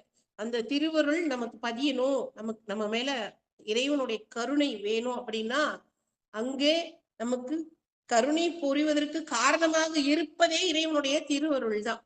அந்த திருவருள் வீழ்ச்சி இல்லாமல் ஆன்மாவுக்கு உய்வு கிடையாது. அந்த திருவருள் வீழ்ச்சி எப்ப நடக்கும் அப்படின்னா ஆன்மா மலபரிபாகம் உற்று சத்தினிபாதம் அமைய வேண்டும். அதாவது இருவினை ஒப்பு அப்படின்னு சொல்லுவாங்க. நல்லது நடந்தாலும் கெட்டது நடந்தாலும் என்னால் ஆவது ஒன்றும் இல்லை, எல்லா செயலும் உன் செயலே அப்படின்னு எப்ப இந்த ஆன்மா நினைக்கின்றதோ அப்பொழுதுதான் இந்த ஆன்மாவுக்கு உய்வு. அந்த நிலை வரணும். அந்த நிலை வருவதற்கும் அவனுடைய அருள் வேண்டும். அவனுடைய அருள் வேண்டும் என்றால் அடியார் கூட்டத்தின் நடுவுள் இருக்க வேண்டும். அப்ப அந்த அடியார் கூட்டத்தில் இருக்கும்போது நமக்கு கொஞ்சம் கொஞ்சமாக பக்குவ நிலை வரும். அந்த பக்குவ நிலை வந்தால் நமக்கு மலபரி பாகம் வரும். மலபரி பாகம் வந்தால் சத்தினிவாதம் நிகழும். சத்தினிவாதம் நிகழ்ந்தால் திருவருள் வீழ்ச்சி கிடைக்கும். திருவருள் வீழ்ச்சி வந்தாதான் ஆன்மா உய்வு பெறும். அப்போ அந்த திருவருள் அப்படிங்கிறது ஒவ்வொரு ஆன்மாவுக்கும், பக்குவ நிலையில் உள்ள ஆன்மாக்களுக்கும் சரி, பக்குவம் இல்லாத ஆன்மாக்களுக்கும் சரி சரி திருவருள் இருக்கணும். திருவருள் இருந்தாதான் அந்த ஆன்மா பக்குவ நிலைக்கு வரும். இல்லை அப்படின்னா பக்குவ நிலைக்கு வராது. விசார சர்மராகிய சண்டேசர் பூசை பண்ணிட்டு இருக்கார். சின்ன குழந்தை. அவங்க அப்பா என்ன பண்றார்? அது பூசை பண்றதுங்கிறது கூட அவருக்கு தெரியலையே. ஏதோ மண்ணுல பாலை கறந்து விளையாண்டுட்டு இருக்கா, அப்படிதான் அவரு நினைச்சார். அந்த குழந்தையோட வயசு என்ன, அவரோட வயசு என்ன? அந்த குழந்தைக்கு பக்குவம் திருவுருள் பதிஞ்சிருச்சு. ஆனா அவருக்கு திருவுருள் பதியல. அதனாலதான் அவருக்கு அந்த பூசை ஒரு விளையாட்டா தெரிஞ்சது. அது பூசைன்னு அவருக்கு தெரியல. சிவலிங்கத்தை செஞ்சு பூசை பண்றார் அப்படிங்கறதுலாம் தெரியல. அவரும் வேதம் படிக்கிற குடும்பத்துல பிறந்தவர் தானே. இந்த குழந்தைய வேதம் படிக்க தானே அவர் அனுப்பிச்சாரு. அவரு படிச்சிருப்பாருல்ல, வேதங்களை படித்திருப்பார், ஆகமங்களை படித்திருப்பார். இந்த குழந்தை படிக்கும் போது என்ன பண்ணுச்சு? அது அவங்களுடைய ஆசிரியர் சொல்றதுக்கு முன்னாடியே இது எல்லாத்தையும் ஓதாது உணர்ந்து இருந்தது. அப்படிப்பட்ட பக்குவம் அந்த குழந்தைக்கு வந்தது காரணம் இறைவனுடைய திருவருள் பதிந்திருந்தது. அவருடைய தந்தையாருக்கு திருவருள் இல்லை. அதனால அவருக்கு பூசையாக தெரியவில்லை. காலால பால் குடத்தை இடறுகின்றார். அப்ப அவருக்கு தண்டனை கொடுத்தாரா அப்படின்னா இல்ல, அவருக்கும் இறைவன் அருள் புரிந்திருக்கிறார். விசார சர்மராவது பூசை பண்ணி அருள் வாங்கினார். அவர் பால் குடத்தை எட்டி உதச்சே அருள் வாங்கிட்டாரு. அப்போ பூசை பண்றது வேண்டாமா? அப்படி இல்லை. எந்த ஆன்மாவுக்கு எப்பொழுது எந்த நிலையில் அருள வேண்டும் அப்படிங்கறத முடிவு பண்ணக்கூடியது திருவருள் தான். அந்த திருவருள் முடிவு பண்ணிடுச்சு அப்படின்னா எந்த ஆன்மாவுக்கு எந்த நிலைமையில அந்த அந்த விசார சர்மனுடைய தந்தை எச்சிதத்தினுடைய மகனா விசார சர்மரை பிறக்க வச்சதே திருவருள் தான். அந்த திருவருள் இல்லைன்னா அவர் வீட்டுல போய் இவரு பிறந்திருக்க வேண்டிய அவசியமே இல்லை. அப்படித்தான் ஒவ்வொரு நாயன்மார்களும் சரி, எல்லாருமே வந்து இந்த இடத்துல பிறக்குறாங்க, அவங்க அந்த இடத்துல அவங்க அந்த செயல் செய்யறாங்க அப்படின்னா அதுக்கும் காரணம் திருவருள் தான். அந்த திருவருள் இல்லைன்னா அவங்க அந்த இடத்துல பிறந்திருக்கவே மாட்டாங்க. அப்போ அந்த விசார சர்மனை மகனாக பெறக்கூடிய அளவிற்கு அவரும் ஏற்கனவே ஏதோ தவம் பண்ணியிருப்பார். அந்த தவத்தினுடைய பயன், அந்த தவத்துக்கு இறைவனுடைய திருவருள் தான் விசார சர்மனை அவரோட மகனா பிறக்க வச்சது. அப்போ அவரு இவர் வழிபாடு செய்து இவருக்கு இறைவன் திருவடி அடையணும்னு இருக்கு. அவருக்கு வழிபாடு செய்யறதுக்கு இடையூறு பண்ணி இறைவன் திருவடி அடையணும்னு இருக்கு. அந்த திருவருள், இறைவனுடைய திருவருள் அவருக்கு அப்படி அருள் புரியுது, இவருக்கு இப்படி அருள் புரியுது. அதனால இறைவன் யாருக்கு எப்ப அறக்கருணை செய்வார், மரக்கருணை செய்வார் அப்படிங்கறதுல யாருக்கும் தெரியாது. அவருக்கு மாத்திரம்தான் தெரியும். அதனால வந்து நம்ம பாக்குறோம், நம்ம எத்தனையோ அடியார்களை பாக்குறோம். சில அடியார்கள் எல்லாம் என்ன பண்றாங்க, ரொம்ப ஆழ்ந்து பக்தி பண்றாங்க. சில அடியார்கள் ஏதோ வராங்க போறாங்க. சில அடியார்கள் எப்பயாவது ஒரு சமயம் தான் வராங்க. அப்போ நம்ம வேறுபாடு பண்ணி பாக்குறோம். இவங்க தினமும் கோயிலுக்கு வராங்க, இவங்க தினமும் திருமுறை வாசிக்கிறாங்க, இவங்க தினமும் இறைவனுக்கு தொண்டு செய்யறாங்க, ஆனா இவங்க வரதே இல்லை அப்படின்னு பாக்குறோம். அப்படியெல்லாம் பார்க்கவே தேவையில்லை. ஏன்னா யாருக்கு எப்ப எப்படி அருள் புரிவார் அப்படிங்கிறது அவருக்கு மாத்திரம்தான் தெரியும். அவர் தான் அதை முடிவு பண்ணணும். அதனால எந்த ஆன்மாவுக்கு எந்த நிலையில பக்குவம் வரணும் அப்படிங்கிறதையும் அவர் தான் முடிவு பண்ணணும். சாக்கியராக இருந்த போதும் அவருக்கு அருள் புரிகிறார். சாக்கியர் கோலத்திலேயே அவருக்கு அருள் புரிகிறார். அவர் சைவ சமயத்திற்கான எந்த ஒரு குறியீட்டையும் அவர் பயன்படுத்தவே இல்லை. ஆனா அவருக்கும் அருள் புரிகிறார். வழிபாடு செய்தவர்களுக்கும் அருள் புரிகிறார். நாவுக்கரசு பெருமானுக்கு வாசி இல்லாத காசு கொடுக்கிறார். ஞானசம்பந்தருக்கு வாசியுடைய காசு கொடுக்கிறார். எதனால அப்படின்னா அது திருவருள் தான். அவருக்கு அப்படி கொடுக்கணும், இவர் மறுபடியும் இன்னொரு பாட்டு பாட வைக்கணும் அப்படிங்கிறது தான் அந்த திருவருள், வேற ஒண்ணும் இல்லை. அப்போ அவர் யாருக்கு எப்படி எப்படி எந்த விதத்துல அருள் செய்வார் அப்படிங்கறதெல்லாம் அவர் தான் முடிவு பண்ணுவார். அந்த திருவருள் தான் முடிவு பண்ணும். அந்த திருவருள் எப்படி முடிவு பண்ணுகிறதோ அது போல அந்த ஆன்மாவுக்கு பயன்கள் கிடைக்கும், முத்தி பேரு கிடைக்கும். அதனால முன்னி அவள் நமக்கு முன் சுரக்கும் இன் அருளே என்ன பொழியாய் மழை அப்படின்னு மணிவாசக பெருமான் இந்த பாடல்ல நமக்கு இறைவனுடைய திருவருள் எப்படி நமக்கு கருணை செய்யும். அவனுடைய இறைவனுடைய திருவருள் இல்லைன்னா இந்த ஆன்மா என்ன பாடுபடும். திருவருள் இல்லைன்னா இந்த ஆன்மா என்ன பண்ணினாலும் மேல வரவே முடியாது. அவருடைய திருவருள் இருந்தா மட்டும்தான் ஆன்மாவால உய்வு பெற முடியும். அதனால வந்து மணிவாசக பெருமான் அந்த திருவருளை வியந்து பாடியதுதான் சக்தியை வியந்தது அப்படின்னு தலைப்பு வச்சிருக்காங்க திருவெம்பாவைக்கு. அந்த திருவருளை வியந்திருக்கிறார். எப்படி இந்த திருவருள் இந்த ஆன்மாக்களை எல்லாம் எப்படி ஆட்கொள்கிறது. எப்படி இருந்தாலும் அப்படி தூங்கிக்கிட்டு இருந்தா கூட என்ன பண்ண போய் தட்டி எழுப்பி கூட்டிட்டு வராங்களே, உனக்கு என்ன காது செவிடா அப்படின்னு ஒரு இடத்துல கேட்கிறான். ஒன் செவியோ நின் செவிதான், செல்வத்துள் செல்வம் செவி செல்வம் அப்படின்னு சொன்னாங்க. ஆனா அந்த செவி செல்வம் வன் செவியா போயிருச்சா உனக்கு? நாங்க இப்படி இல்ல பாடுறோமே, உனக்கு கேட்கலையா? அப்போ பக்குவப்பட்ட ஆன்மா பாடுது, அதை கேட்டாலும் பக்குவம் இல்லாத ஆன்மாவோட செவி வன் செவி மாதிரி இருக்கு. அப்போ அந்த வன் செவியா இருக்கிறதையும் கேட்க வச்சு அதையும் அழைச்சுக்கிட்டு போய் இறைவனிடத்துல சேர்க்கிறது தான் திருவெம்பாவை. அதனாலதான் இதை சக்தியை வியந்தது அப்படின்னு சொல்லி தலைப்பே கொடுத்திருக்காங்க. அந்த அந்த தலைப்புக்கு ஏற்ற மாதிரி அமைந்த ஒரு பாடலை இன்னைக்கு சாமி நான் எடுத்து கொடுத்தது கூட அவருடைய திருவருள் தான் காரணமாக இருக்கலாம். ஏன்னா இந்த மாதிரி ஒரு இப்படி இந்த திருவருளை இப்படி சிந்திக்கக்கூடிய ஒரு வாய்ப்பு கிடைக்கும் அப்படின்னு அடியேன் ஒரு மணி நேரத்துக்கு முன்னாடி நினைக்கல. நான் சாமியவே நினைக்கல. சொல்ல போனா எனக்கு வீட்டுல சும்மா பொங்கல் லீவு, ஆபீஸ் வேலை இல்ல, சும்மா ஓய்வா இருந்தேன். ஆனா இந்த திருவருள் பாருங்க, என்னை வந்து நான் ஐயா வந்து கூப்பிடணும்னு இருந்திருக்கு. உங்க கூட எல்லாம் அந்த திருவுருளை பற்றி உயர்ந்து ஒரு சிந்திக்கக்கூடிய வாய்ப்பை எனக்கு அந்த திருவுருள் வழங்கி இருக்கிறது அப்படின்னு தான் நினைக்கணும். இறைவனுடைய திருவுருளுக்கு மிக நன்றி. ஐயா அவர்களுக்கு நன்றி. இது காரணம் என்னுடைய உரையை செவிமடுத்த அடியார் பெருமக்கள் அனைவருடைய திருவடிகளையும் மனம் மொழி மெய்களால் வணங்கி அனைவருக்கும் நன்றி கூறி நிறைவு செய்து கொள்கிறேன். நன்றி. திருச்சிற்றம்பலம். நன்றி. திருச்சிற்றம்பலம். அன்பர்களுக்கு வணக்கம். நீங்கள் கேட்டுக்கொண்டிருந்ததும் பார்த்து கொண்டிருந்ததும் சிவநெறிய சீரான வாழ்வு தரும் என்கிற டெலிகிராம் சேனல் மூலம் தைத்திருநாள் வாழ்த்துக்கள், அதாவது பொங்கல் திருநாள் வாழ்த்துக்கள். தைத்திருநாளை முன்னிட்டு, பொங்கல் திருநாளை முன்னிட்டு நாம் இன்றைக்கு சிறப்பு நிகழ்ச்சி ஏற்பாடு செய்து கொண்டிருந்தோம். அந்த வகையில இன்றைக்கு உண்டான நாள் செவ்வாய்க்கிழமை. செவ்வாய்க்கிழமை தோறும் இரவு 8 மணிக்கு சித்தாந்த சைவம் என்கிற தலைப்பின் கீழ் நம்முடைய ஆத்தூர் அடிகள் அவர் ஐயா ஸ்ரீதேவ் ஐயா உரையாற்றி வருவார்கள். சித்தாந்தத்தை நமக்கெல்லாம் போதித்து வருவார்கள். அந்த போதனை கடந்த 1 மாதமாக, ஒரு மாத காலமாக மார்கழியை முன்னிட்டு ஐயா அவர்கள் ஒத்தி போட்டிருந்தார்கள். அந்த தள்ளி போட்டிருந்தாங்க. சரி, அதுக்கிடையில வந்து இன்னைக்கு அருளரசு ஐயா 8 மணிக்கு பேச வைக்கலாம்னு தான் அவரும் நான் தினமும் பேசுறேன். அ அந்த அந்த ஆளுக்கு உண்டான அந்த நேரத்துக்கு உண்டான ஆள பேச சொல்லுங்கன்னாரு. சரி, அடுத்து என்ன செய்யலாம்னு சொல்லிட்டு நாங்க இன்னைக்கு தேவாரம் பாடக்கூடிய தேவாரத்துல சாதனை செஞ்ச ஒரு அம்மாவ தொடர்பு கொண்டோம். அவங்க ஒரு 163 மணி நேரத்துல 18,426 பாடல்களையும் பாடுனவங்க அவங்க. சரி, அவங்களும் முயற்சி பண்ணா அவங்க ரொம்ப அ அ என்னுடைய அலைபேசியே எடுக்கல. சரி, அடுத்து என்ன செய்யலாம்னு சொல்லிட்டு ஸ்ரீதேவ் ஐயாக்கு முயற்சி பண்ணோம். அவரும் வந்து இன்னொரு அழைப்புல இருந்துட்டாரு. சரி, என்ன செய்யறதுன்னு முடிவு இல்லாம தான் நான் அம்மாவுக்கு அழைப்பு விடுத்தேன். அம்மா வந்து உடனே சிவ சிவா எப்பல்லாம் நான் கூப்பிடுறேனோ அப்பல்லாம் எந்தவித சலிப்பும் இல்லாம உடனே எனக்கு நான் வரேன் அப்படின்னாங்க.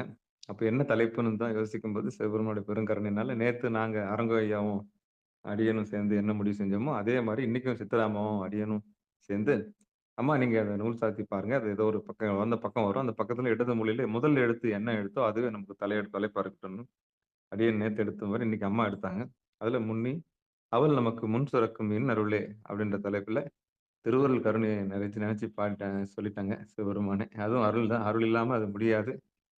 நிச்சயம் இன்னைக்கு 2 அம்பாளுக்கு அடியேன் வந்து அம்மனுக்கு அபிஷேகம் பண்ணேன். அது அம்மா சொல்லும்போது எனக்கு ரொம்ப மகிழ்ச்சி. என்னடா இது! நம்ம வந்து லோக்கல்லலாம் இதெல்லாம் 2 அம்மனுக்கு நம்ம பண்ணணும்னு அப்படி ஒரு ஒரு ஒரு விதமான சலிப்பு இருந்தது. அதுக்கப்புறம் அம்பாளுக்கு பண்ணும்போது எனக்கு ஒரு பெரிய நிறைவு ஏற்பட்டது. அப்புறம் அரங்கய்யா சொல்லி தான் அனுப்பிச்சாரு. "இன்னைக்கு நீங்க போங்க. அது அம்பாள் இல்ல. அது இறைவன் தான். அது ஒரு தெய்வமானாலும், அது மாதொரு பாகனார் தான் இருப்பார். நீங்க போங்க" அப்படின்னாரு. அது உண்மதான். ஏன்னா, "பச்சைத்தால் அரவாட்டின்ற" பாட்டுல வந்து பாடி சிறு தெய்வங்கள ஏத்தக்கூடாதுன்னு காலையில ஐயா எல்லாரையும் பாட வச்சாரு. அதுக்காகவே இன்னைக்கு எனக்கு அந்த எப்பவுமே தை 1ஆம் தேதி 2 அம்பாளுக்கும் பூஜை பண்ண வேண்டிய சூழல் ஏற்படும்.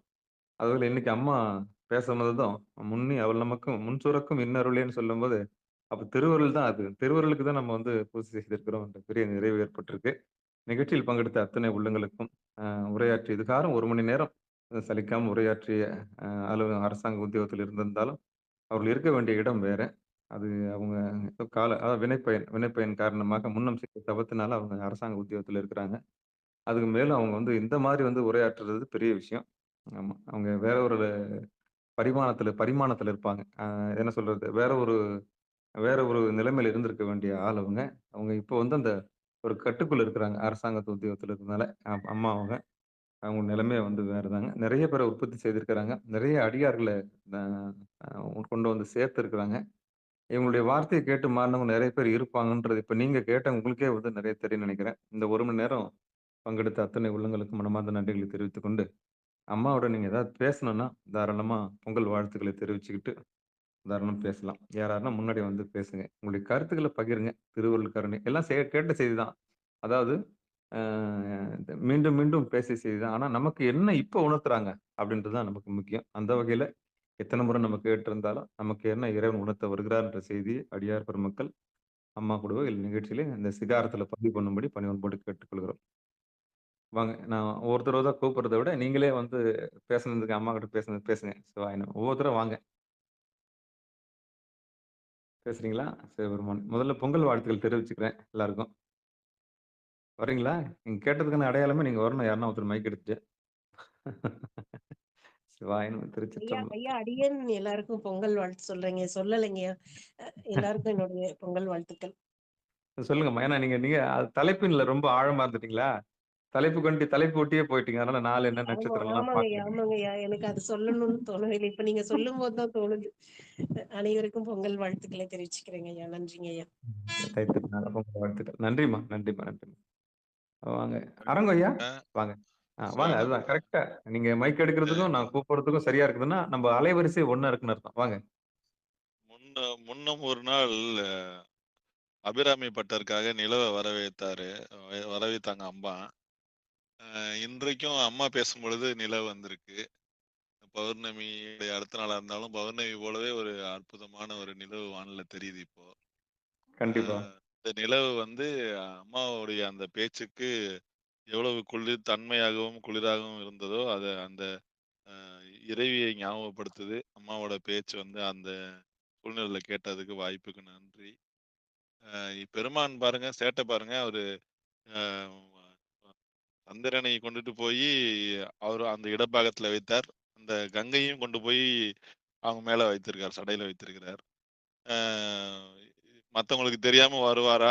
பெருமான் வந்து வந்து கேட்க முடியுமா? அப்படின்னு பார்த்தீங்கன்னா, நம்ம பெருமான் வந்து தெரிஞ்சே தலை மேல அவள தூக்கி வச்சிருக்காருன்னு வச்சுக்கோங்க. கங்கையை தூக்கி தலை மேல வைத்துக் கொண்டிருக்கிறார். கங்கையில் சடையை கறந்திருக்கிறார்.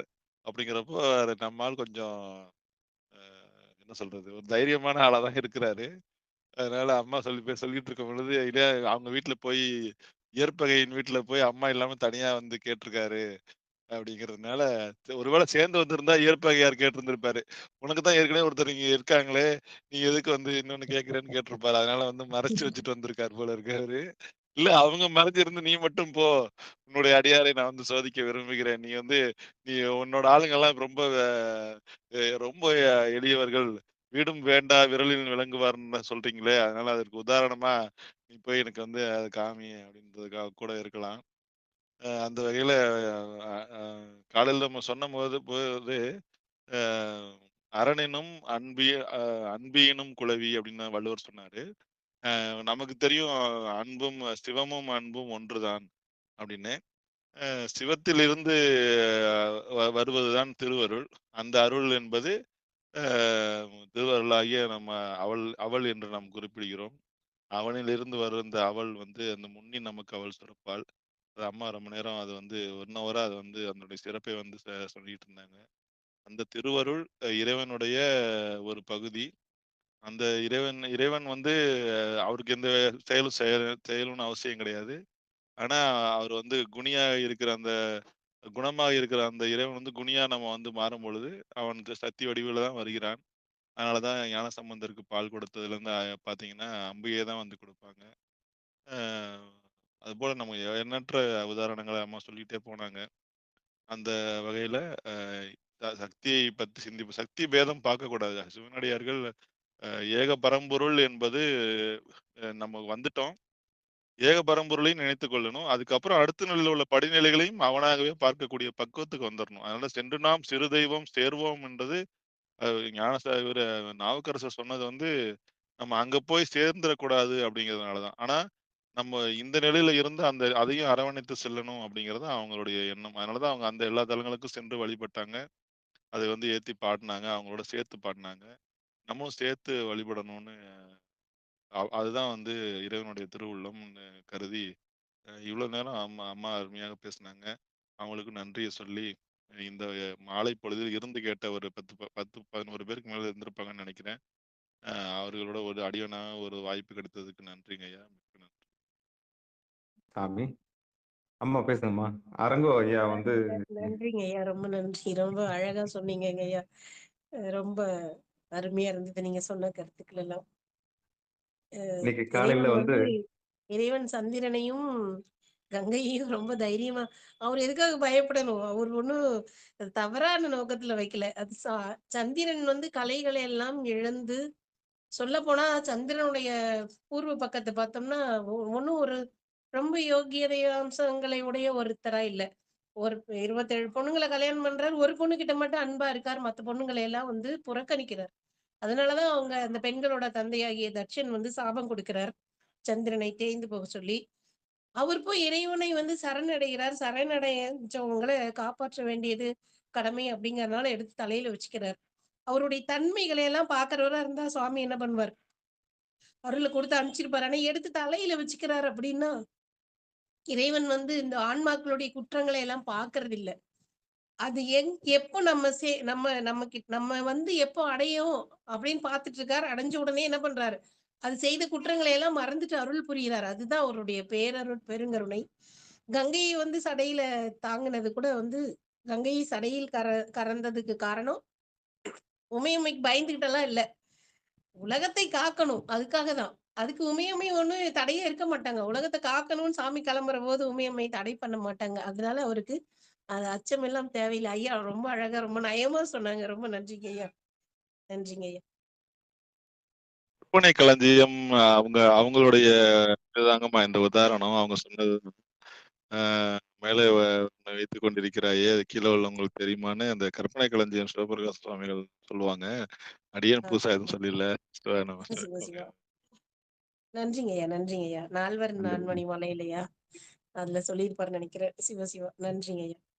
அற்புதம், அற்புதம். இந்த கற்றவர்கள் எல்லாம் நீங்க கலந்து ஆலோசனை செய்றீங்க. அற்புதம், அற்புதம், அற்புதம், அற்புதம். இன்னொன்னு அந்த அந்த சிறுத்தொண்ட நாயனாருக்கு அருள் புரிய போகும்போது பச்சை பச்சை பச்சை புடவை கட்டிக்கிட்டு வர்றங்காட்டியும் நான் போயிட்டு வரேன்னு சொல்லிட்டு சொன்ன அந்த விதம் நல்லா இருந்தது. கொஞ்ச நேரம் நான் போயிட்டு வரேன்ற மாதிரி முதல்ல நான் போயிட்டு வரேன்ற மாதிரி நீங்க சொன்னது புடவை கட்டுறதுக்கு லேட் ஆகும், பெண்கள் வந்து புடவை கட்டுறதுக்கு லேட் ஆகும், இதெல்லாம் நீங்க வந்து அழகா அதை எடுத்து சொல்ற மாதிரி நீ புடவை இருங்க 3 பேரும் போகலாம், குமரனும் நீ தயாரா இருங்க, அதுக்கு முன்னாடி நான் போய் என்ன பண்றேன் அப்படின்னு அதுக்குள்ள வந்து பைரவர் வேடம் போட்டு சில விஷயங்கள் செஞ்சதாக சொன்னீங்க. அதுவும் கொஞ்சம் சுவாரஸ்யமா இருந்தது. மிக்க மிக்க நன்றிம்மா. வேற யாராவது பேசணும்னு விரும்புறீங்களா அம்மா கிட்ட?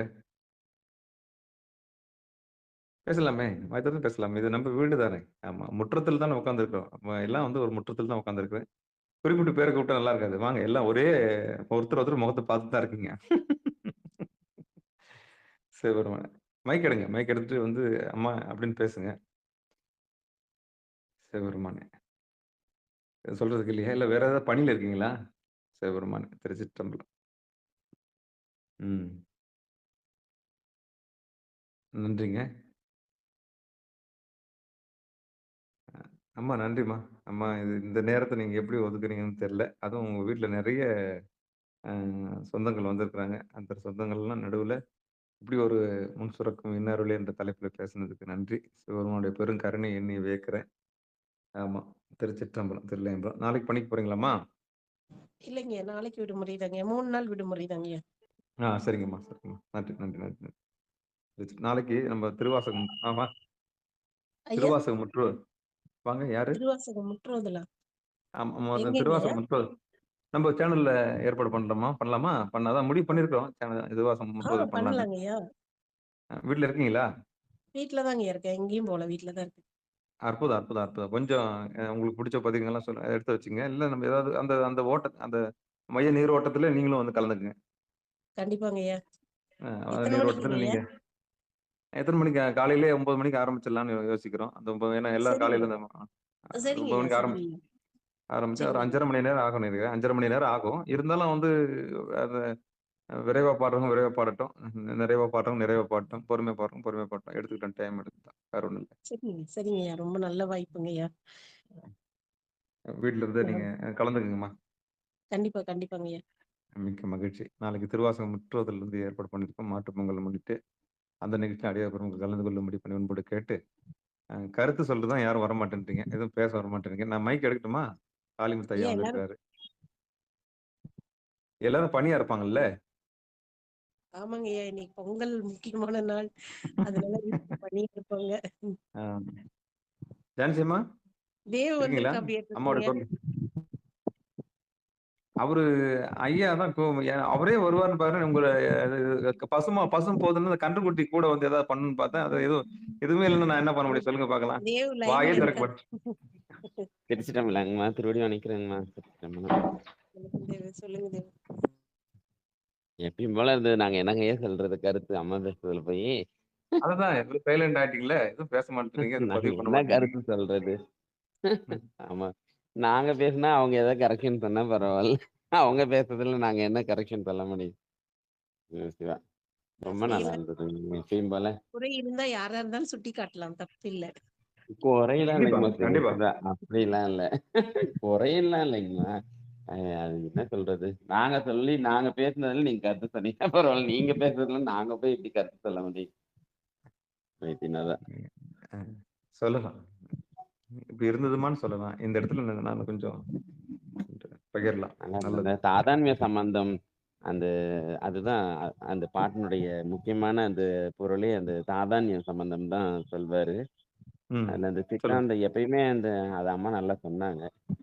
அந்த அருள் செய் வரும்போது அவன் அம்பாளோட தான் எப்பயும் வருவான் அப்படிங்கிறது இந்த பாட்டுல அந்த தீகை சொன்ன விதம் ரொம்ப நல்லா இருந்தது. ஏன்னா அம்பாள் வந்து நமக்கு அந்த சுத்தி செய்து அந்த ஆன்மாவை அந்த அருள் நீரா இருந்து சுத்தி செய்து அந்த சக்தி அப்புறம் அந்த இருமலை ஒப்பு அப்புறம் அந்த சக்தி நிபாதம் அதை அப்படியே படிப்படியா அந்த கொடுக்கறத இந்த பாட்டுல சொல்லியிருப்பார் மணிவாசக பெருமான். அதனால அம்மா சொன்னாங்க.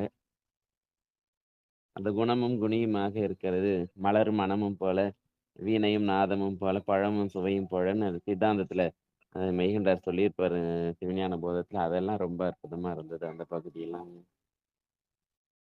நல்லா ரீகால் பண்ண மாதிரி இருந்தது. எங்களுக்கு சொல்லும் போது நிறைய சொல்லியிருக்காங்க அம்மா. அதான் அதான் அதான். அற்புதம் அற்புதம் அற்புதம். அதான் நான் அப்பயே அது பதிவு பண்ணேன். கேட்ட செய்தியாக இருந்தாலும் மீண்டும் மீண்டும் கேட்ட செய்தியாக ம். இருந்தாலும் நீங்க கருத்து சொல்லலாம்னு வேற நான் முன்னாடியே ஆமா பதிவு பண்ணேன். ரெண்டு தடவை முன்னினே சொல்வாரு. முன்னி ஆ. முன்னி கடலைன்னு ஆரம்பிப்பாரு.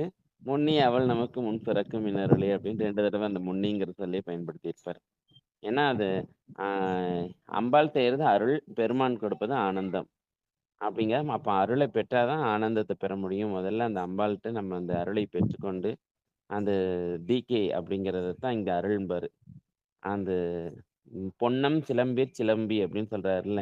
அந்த சிலம்பு ஓசை அப்படிங்கிறது நமக்கு செய்யக்கூடிய உபதேசம். அது நல்லா இருந்துச்சு. அதெல்லாம் அந்த பகுதி ரொம்ப அற்புதமான பாட்டா இருக்கு. இன்னைக்கு எடுத்த அந்த பாட்டு இன்னைக்கு நல்ல நாள்ல அந்த அருளை பெற்று நம்ம சிவபெருமானுடைய ஆனந்தத்தை பெறணுங்கிறது தான். இந்த சிலம்பு சிலம்பி அப்படிங்கிறது வந்து சாஸ்திர தீக்கைன்னு சொல்லுவாங்க. ஆமா ஆமா சாத்திர தீக்கை. ஆமா. அது ரொம்ப அதெல்லாம் அது பாட்டே ஒரு அற்புதமான பாட்டு தாங்க ஐயா. சரிங்கய்யா. தலைப்பு நாங்க இப்படித்தாங்க தேர்வு செஞ்சோம். நாங்க ம். என்னென்ன தடுமாற்றமா இருந்தபோது இதுதான் சரியா இருக்குன்னு சொல்லிட்டு முடிவு செஞ்சோம். சிவபெருமான். ஆமா. நாம எங்கேயா தேர்வு செஞ்சோம், பெருமாள் தேர்வு செஞ்சு கொடுத்தாரு. ஆமா. ஆமா. நாங்க எப்பயுமே அம்பாள்கிட்ட இந்த பாட்டு தான் பாடுவோம். நாங்க எங்க கோயில்ல சாமிக்கு முன்னாடி அம்பாள் பக்கத்துல போய் நிக்கும்போது அம்பாளுக்கு ம். இந்த பாட்டை தான் பாடுவோம் ம். எப்பயுமே. ஓ! இது இப்படிதான் பதிவு பண்ணுவீங்களா? ஆமா, எப்பயுமே இந்த பாட்டை தான் பாடுவோம். அற்புதம், அற்புதம் சாமி. சிவபெருமான். நன்றிங்கய்யா. நன்றி, நன்றி, நன்றி. ஏன்னா அந்த கடல் நீர் அப்படிங்கிறது நம்ம நேரடியா பயன்படுத்த முடியாது. ம். அந்த சிவபெருமானுடைய அருளை நம்ம அப்படி நேரடியா பெறவே முடியாது. அந்த அம்மா வந்து என்ன பண்றா, மேகம் போல அதை மாற்றி அந்த கடல் நீரை மழை நீரா மாற்றி அதை நாம பயன்படுத்துற மாதிரி அந்த நீரை கொடுப்பா நமக்கு. மேகம் போல இருந்து மேகத்துல ம். இருந்து மழையை பெய்யும்போது அது நம்ம தூய நீர் நம்ம அதை பயன்படுத்துறோம். ஆமா. அப்படி பயன்பாட்டுக்கு அந்த சிவபெருமானுடைய அந்த கருணையை நம்ம பயன்பாட்டுக்கு கொண்டு வர வடிவமா அந்த அம்பாளா இருக்கா. அற்புதம், அற்புதம், அற்புதம், அற்புதம், அற்புதம். அதை ரொம்ப ஸ்ட்ரெஸ் பண்ணி சொல்லியிருப்பாரு. ரொம்ப இதெல்லாம் அம்மா ரொம்ப கம்மியா தான் சொல்லியிருக்காங்க. அவங்க இன்னொரு நாளைக்கு இதையே சொல்ல நிறைய சொல்லுவாங்க. அதான், அதான்.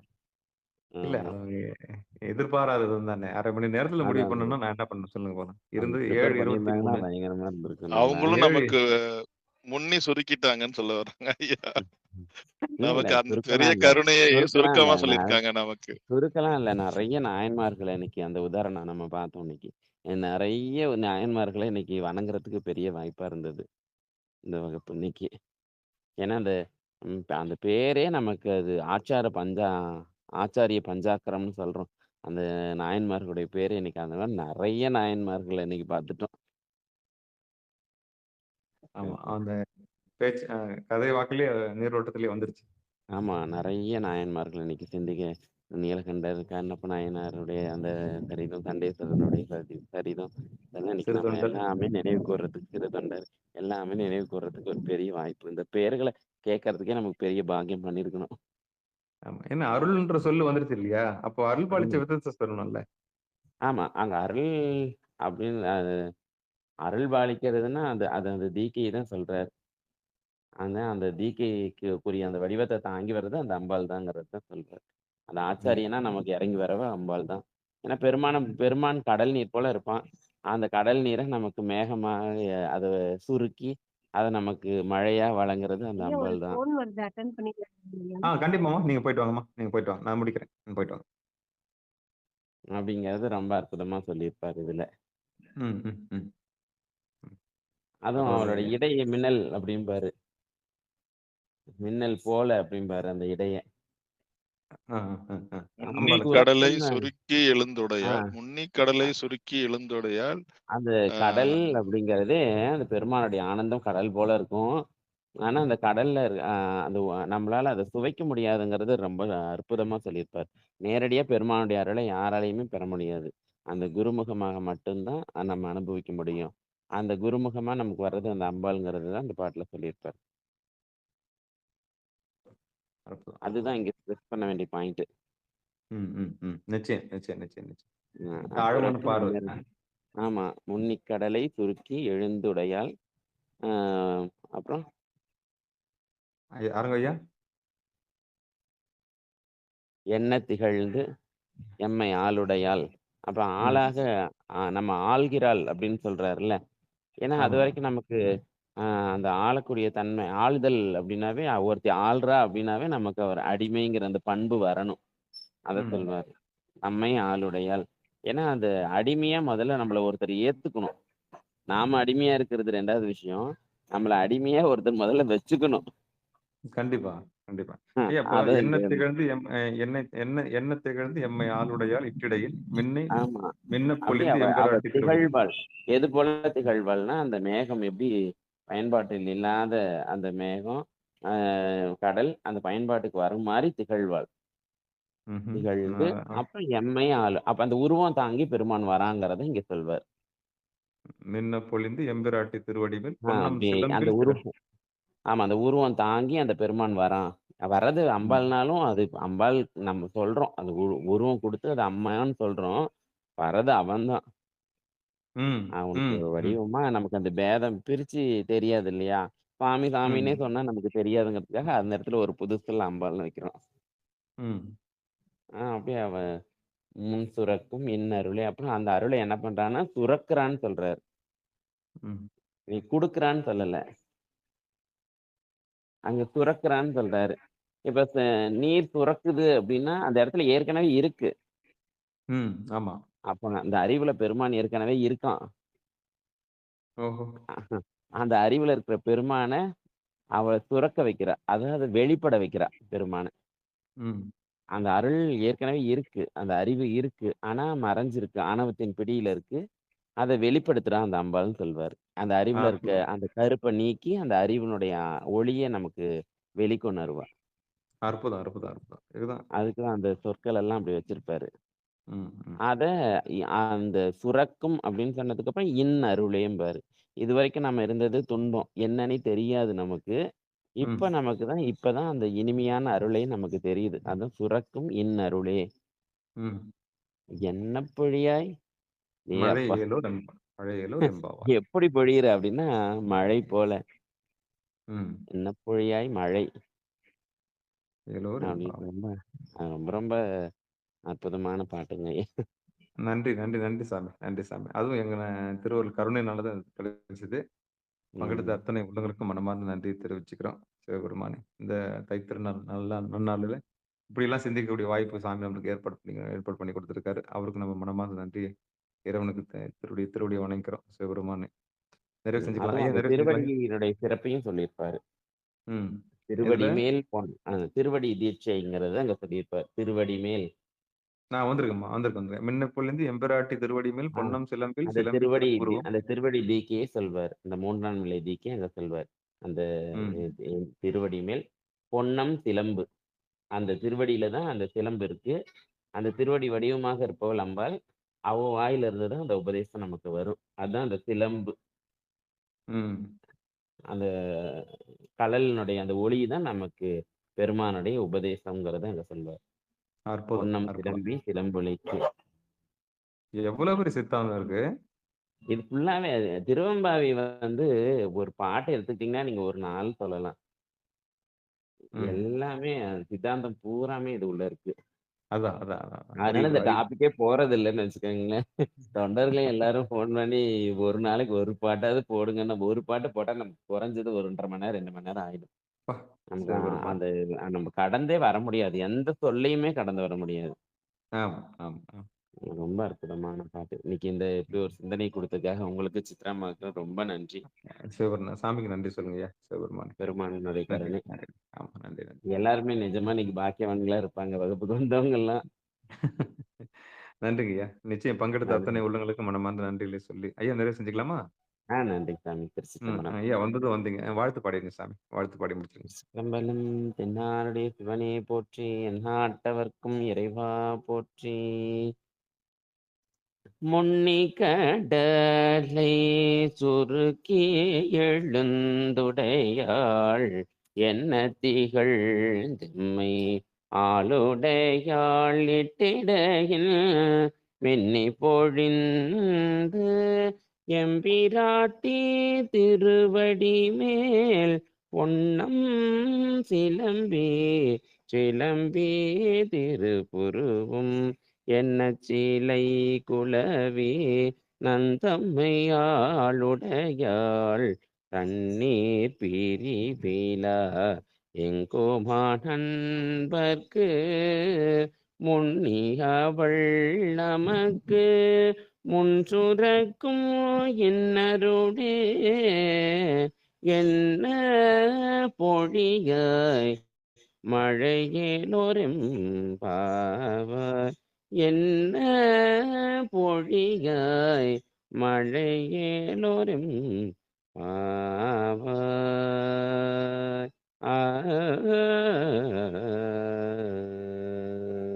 மண்ணில் நல்ல வண்ணம் வாழலாம் வைகளும், எண்ணில் நல்ல கதிக்கு யாதுமோர் குறைவுகிலை, கண்ணில் நல்ல குதுரும் கழுமல வளநகர் பெண்ணின் நல்லாளொடும் பெருந்தகை இருந்ததே.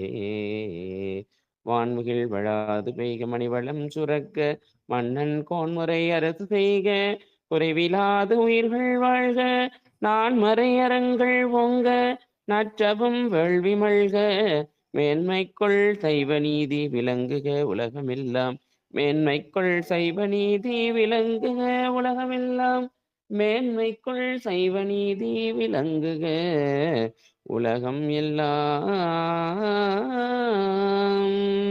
திருச்சிற்றம்பலம். தென்னாருடைய சிவனே போற்றி, எந்நாட்டவர்க்கும் இறைவா போற்றி. எம்பிரான் வாதவூர் அண்ணலார் திருவடிகள் போற்றி போற்றி, தில்லை காத்த பெருமானார் திருவடிகள் போற்றி போற்றி.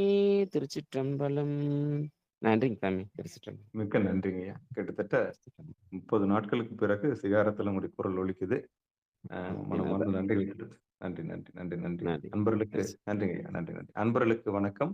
நீங்கள் கேட்டுக்கொண்டிருந்ததும் பார்த்துக் கொண்டிருந்ததும் சிவநெறி சீரான வாழ்வு தரும் என்கிற டெலிகிராம் சேனல் மூலம் இன்று இரவு 8 மணிக்கு தை திருநாள், பொங்கல் திருநாளை முன்னிட்டு சிறப்பு நிகழ்ச்சியாக சேலம் மாவட்டம் ஆத்தூரில் வசிக்கக்கூடிய சிவ திருமதி சித்ரா அம்மையார் அவர்கள் முன்னி அவள் நமக்கும் முன்சுரக்கும் இன்னருள் என்கிற தலைப்பின் கீழே நமக்கெல்லாம் மிகப்பெரிய விருந்து படைத்திருந்தார்கள். அவருடைய பொற்பாதங்களையும் நிகழ்ச்சிக்கு வந்துள்ள அத்தனை அடியார் பெருமக்களை பொன்னார் திருவடிகளையும் மனமொழி மேகலாலை வணங்கி நிகழ்ச்சியை நிறைவு செய்வோம்.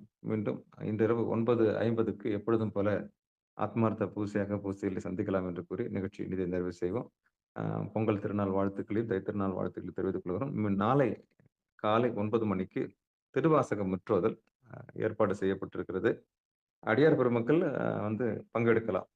திருவருள் கருணையினால அவங்க யார் யாருக்கு எப்படிலாம் அவங்களுக்கு நேரம் தோதுப்படுகிறதோ அப்படியெல்லாம் நிகழ்ச்சியில் பங்கெடுக்கும்படி நிறைவு செய்து கொடுக்கும்படி பணிவொன்று கேட்டுக்கொள்கிறோம். நன்றிங்க. பங்கெடுத்த அத்தனை உள்ளங்களுக்கும் நன்றி. திருச்சிற்றம்பலம், தில்லையம்பலம். நன்றி, வணக்கம். நற்றுணையாவது நமச்சிவாயவை. திருச்சிற்றம்பலம், தில்லையம்பலம்.